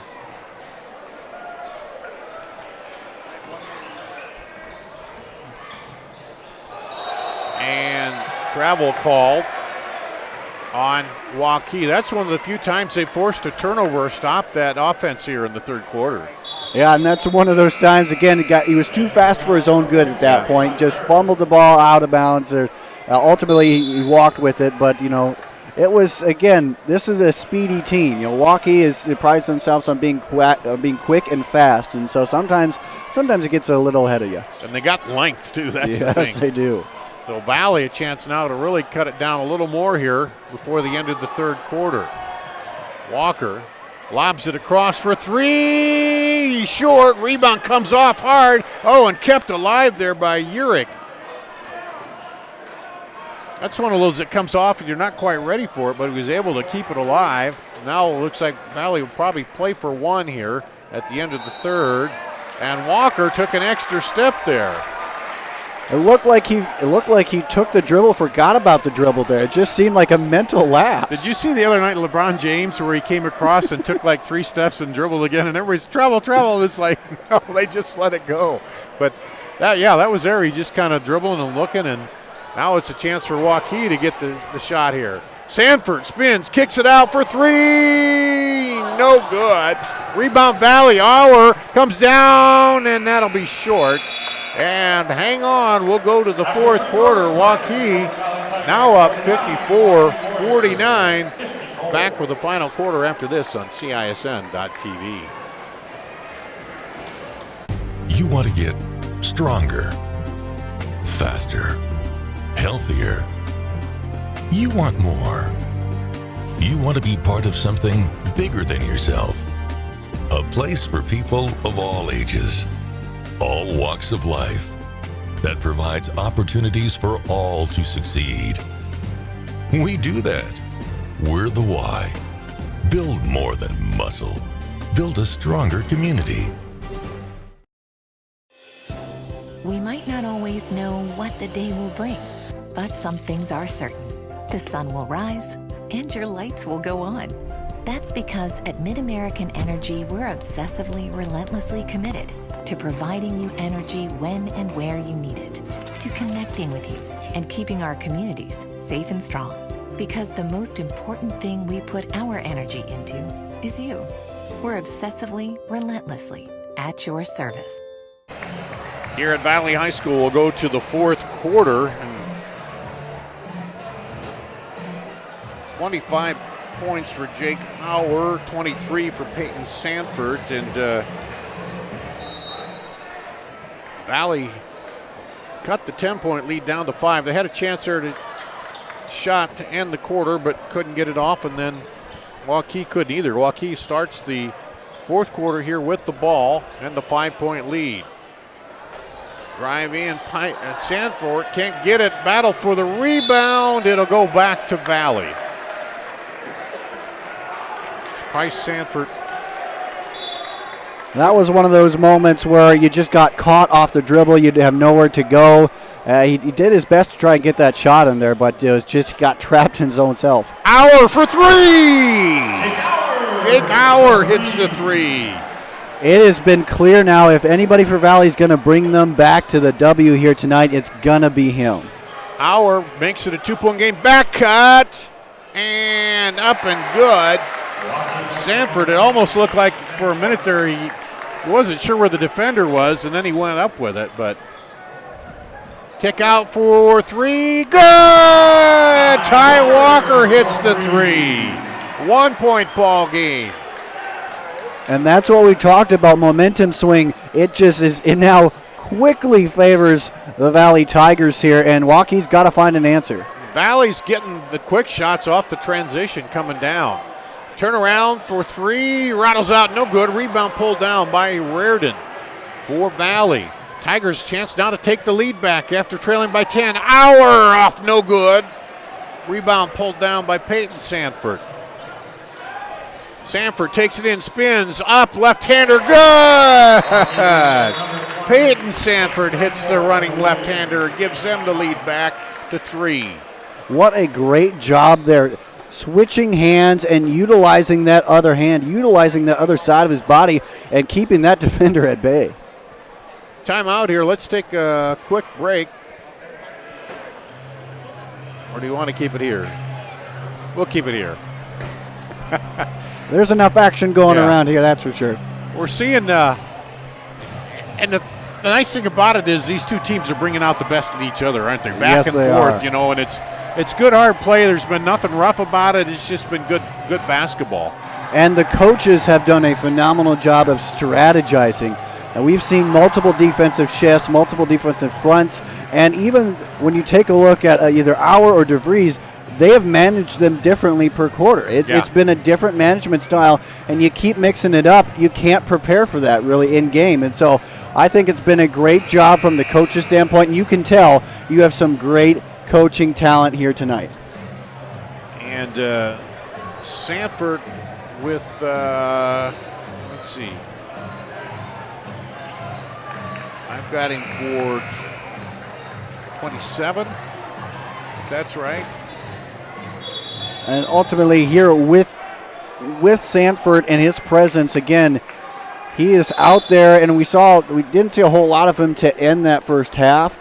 But man, take a look at his production. He only has a pair of fouls right now, so he has a lot of work to do still.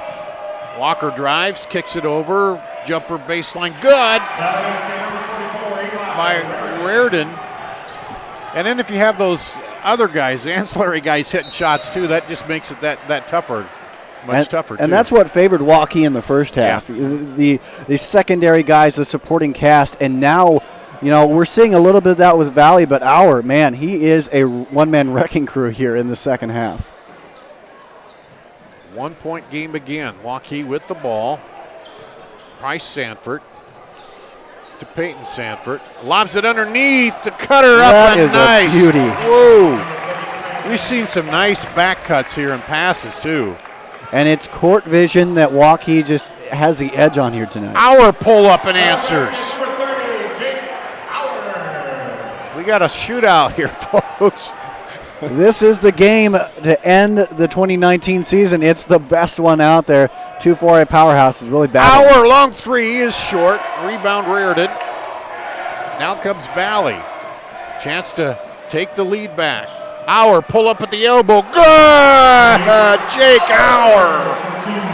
And now the lead shifts back to Valley. What a comeback attempt.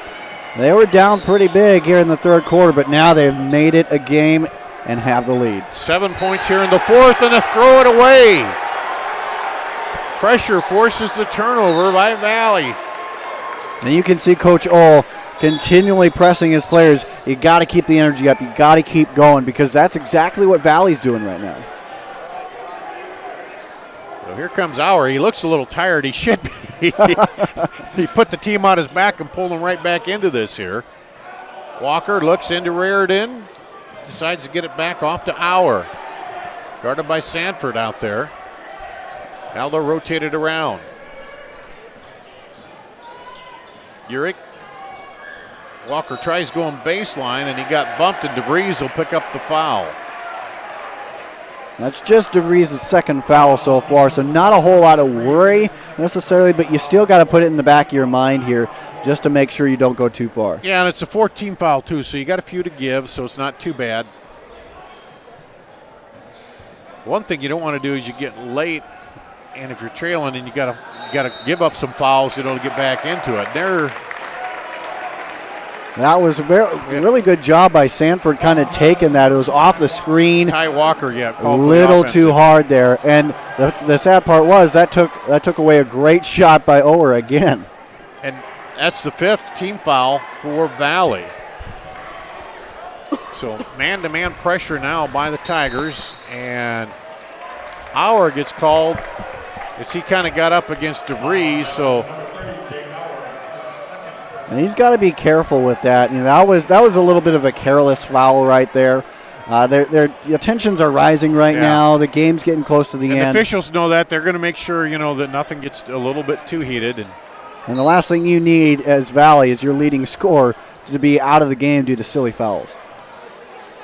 Price Sanford gets it into Peyton Sanford. Spins, fadeaway again. That time the fadeaway doesn't go. Reardon pulls it down. Gets it up ahead. Now off to Walker. Over to Our. Walker looks at it. Valley playing with the 1 point lead here. They were down by 10 as we're now halfway through the fourth quarter. They were down by 10 in the third, but battled back. And Auer's the guy who's done most of it. Long three. Bounces high, no good. And pulled out of there by Urich. And he gets fouled. Sanford. You get the rebound and the foul. DeVries.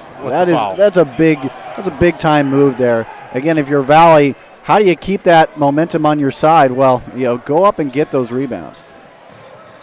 Reardon takes it up high against Swanson. Walker there. Now to Our.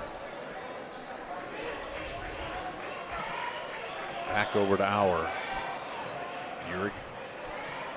Valley just working it now with the lead, trying to get a good shot.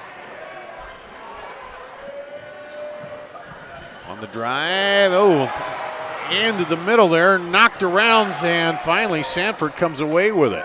And you just got to calm yourself down if you're Waukee. Drive and a little runner, battled around Reardon, knocked it away, and kept that alive for Valley. Usually we would see DeVries really drive at the hoop right there. He kind of stopped a little early. I thought he stopped himself short. And Walker puts it up there, no good, and the rebound comes down to Heston. Things tightening up a little bit, aren't they? Every shot has kind of seemed like that way. And now we have Auer got hit, and Auer got hit in the shoulder. And he's holding that shoulder as he comes off. It seemed like a light contact to begin with. It seemed maybe one of those stinger situations where it just gets you in the right. Yeah, hit the funny bone. Yeah, hit there, right there. Meanwhile, DeVries, he got his first bucket here this fourth quarter. And ultimately, that's what you plan for. That was the goal at the beginning of the game. How do you limit him? And if you're going to limit him in any quarter, go ahead and limit him in the second half. Yeah. He's got 12 here, and what was he averaging coming in? 22? 22 a game. So he's about half of his average there. So, but then Peyton Sanford has kind of picked it up there a little bit. Yes, and that's the great thing is, this is a Waukee team that, they have their stars. Obviously, DeVries been looked at by a number of D1 schools for sure, and he is rightfully so the talent that could do that. But then you have a lot of these other guys. The Sanford brothers have been big here today. Heston has been very big as well. Swanson, a lot of these supporting cast guys do a great job. So timeout. Well, hopefully Auer will come back. Hate to see that.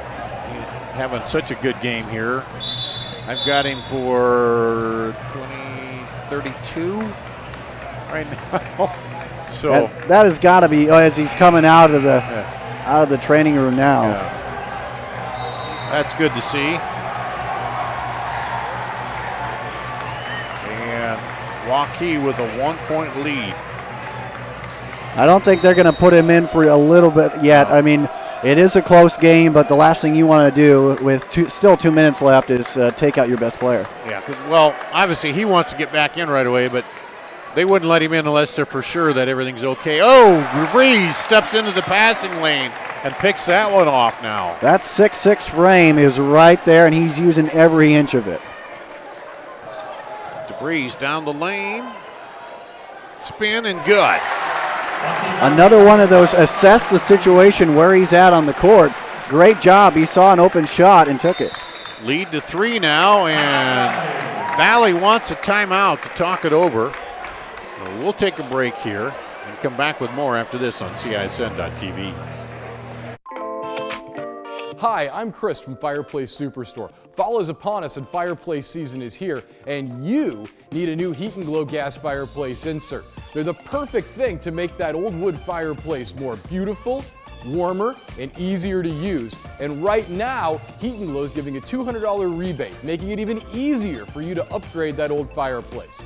Please come see them today, Fireplace Superstore, 109th and Douglas in Urbandale. Back at Valley High School, the Tigers just took a timeout. They were trailing now by 3. They trailed by 4 after 1. They led by 4 at the half. They trailed by 5 after 3. That lead got up to 10 at one point. And Valley's battled all the way back here and did have a couple leads. Now trailed by 3 here against Waukee in a great matchup here. There's Auer. He steps back for 3, just short. And the rebound comes off to Waukee. That would have been a big make if he had made that for sure, tying up the game. Now, if you're Waukee, go ahead and take this momentum. Reese steps back for 3, and that one's off the rim. Reardon picks it up, so. And both of them have been doing it all game, so you don't say, well, don't take that shot. If it's working, don't try and take it away, that's for sure. And for Waukee, for Valley, it's been interesting because it is now Auer who's really owned this quarter. Runner not there. Reardon comes back with it, and he draws the foul. Reardon is just a plugger in there, too, isn't he? He was the first half machine, and it was interesting because Reardon was the man to lead the charge in the first half. Now it's Auer here in the second half, but you can't mistake Reardon. And now 4 on DeVries, and 16 fouls on Waukee. Reardon to the line, misses that one. And ultimately, yes, if you're Coach Ohl, you gotta play that tight rope line here. Do you keep him in? Ultimately, he's your leading assist man. He's your leading rebounder, and you still need those here late in the game. And the second one bounces out, and DeVries brings it down. And now Waukee with the advantage with the 3-point lead. Next foul will be a 1-and-1. Non-shooting foul, and they almost lost it, but they keep it alive. DeVries with it. Spin it around, there's a three, good! Wyatt Heston for 3. Lead to 6. Auer with it. What a time for his 12th point of the game to come on a sinking 3. Well done. Auer gets it off, got up in the air, now into Reardon. He puts it up and off and foul. Reardon has owned the paint tonight. Out of everybody, even Peyton Sanford himself, he has owned the paint, and he has done a great job here tonight. So that's the 7th on Waukee, the 2nd on Swanson. Big free throw here for Reardon, and he gets it. Lead is 3, 32.5 to play. The trouble is, who do you foul for Waukee? They're all shooting so well at the free throw line. Yes, and it's really tough to do.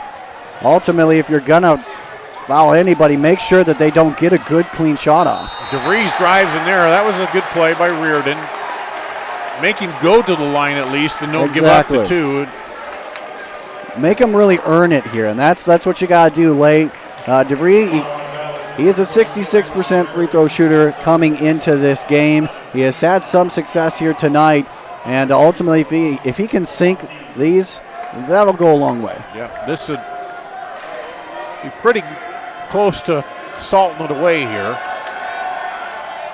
And he pops it. 4-point lead. This could make it 5, a 2-possession game.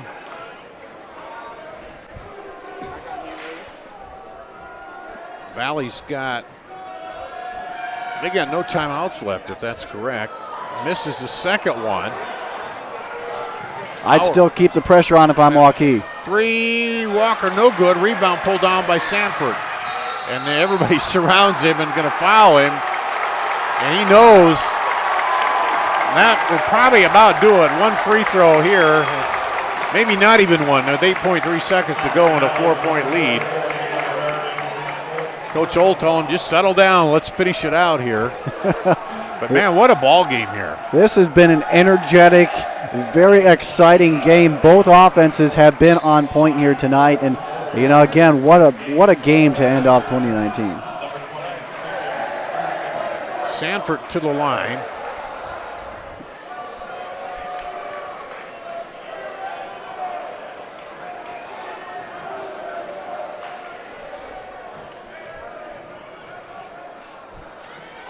Free throw is good. And he's yelling to the rest of his teammates, no fouls, no fouls, no fouls. And rightfully so. Keep it clean. You can outlast 8.3 seconds. Yep. And that one is good. Makes it a 6-point ball game. Auer takes it all the way up and good. No timeouts. And that's going to be the final 70-66. Waukee outlasts Valley here. Closes strong.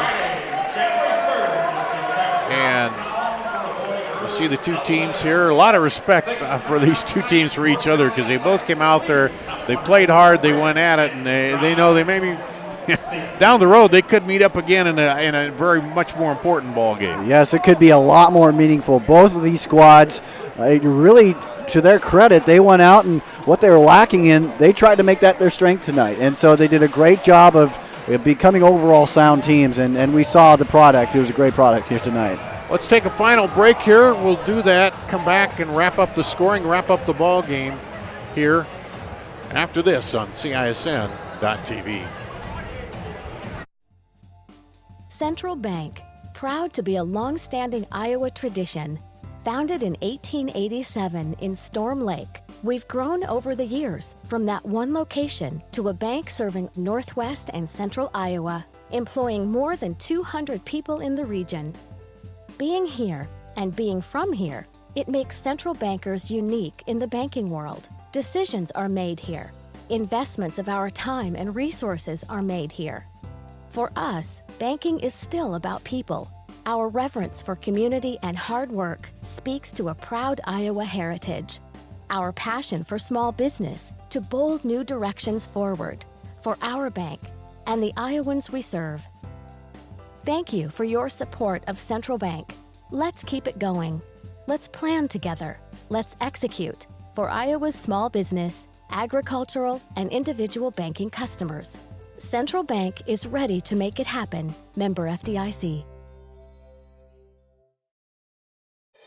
Moms typically get to make a majority of the healthcare decisions for their family. That can be a lot of pressure, but not for me, because I know the choice is ours. For medical tests like MRIs, X-rays, CAT scans, and of course mammograms, ask your doctor to refer you to Iowa Radiology. They work around our hectic schedules, they're the best at what they do, and they're so great with my family. They truly care, and it shows. Visit iowaradiology.com or call to schedule an appointment. Iowa Radiology, our focus is your good health.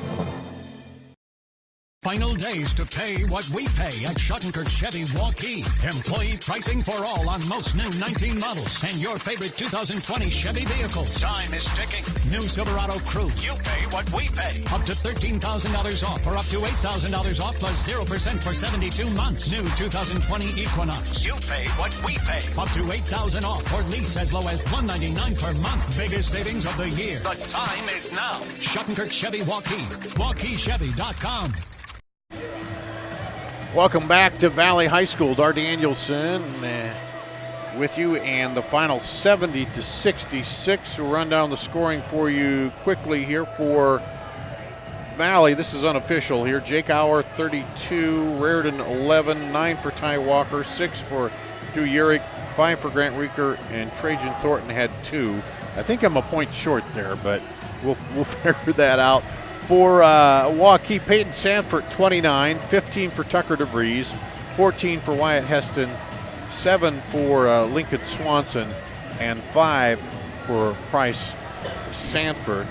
It was Waukee 18-14 after 1. Valley 35-31 at the half. Waukee 54-49 after 3, and then 70-66 Waukee. Good, close that one out here tonight.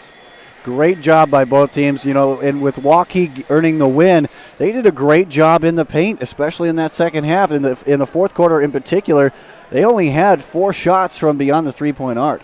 And they made the most of the inside. They established that. And, of course, they drew contact. That was a lot of what we saw. Peyton Sanford did a great job of that, earning those free buckets. And so, ultimately, I think it was a great closeout by Waukee. And, got to give a tip of the cap out there to Auer, because he did all he could to keep this Valley squad in it. Came in and pulled them back after we were down by 10. So, Waukee goes to 5-0. Valley falls to 3-3. But, man, that's a good Valley team, and you're going to imagine they're going to win a lot more games before the season is out, and Waukee is too. And just the 6th game of the season, there's a lot of time left, and of course you have the break here. You have time to kind of retool, get healthy, get back to it, and get some more practices under your belt, and then just hit it again.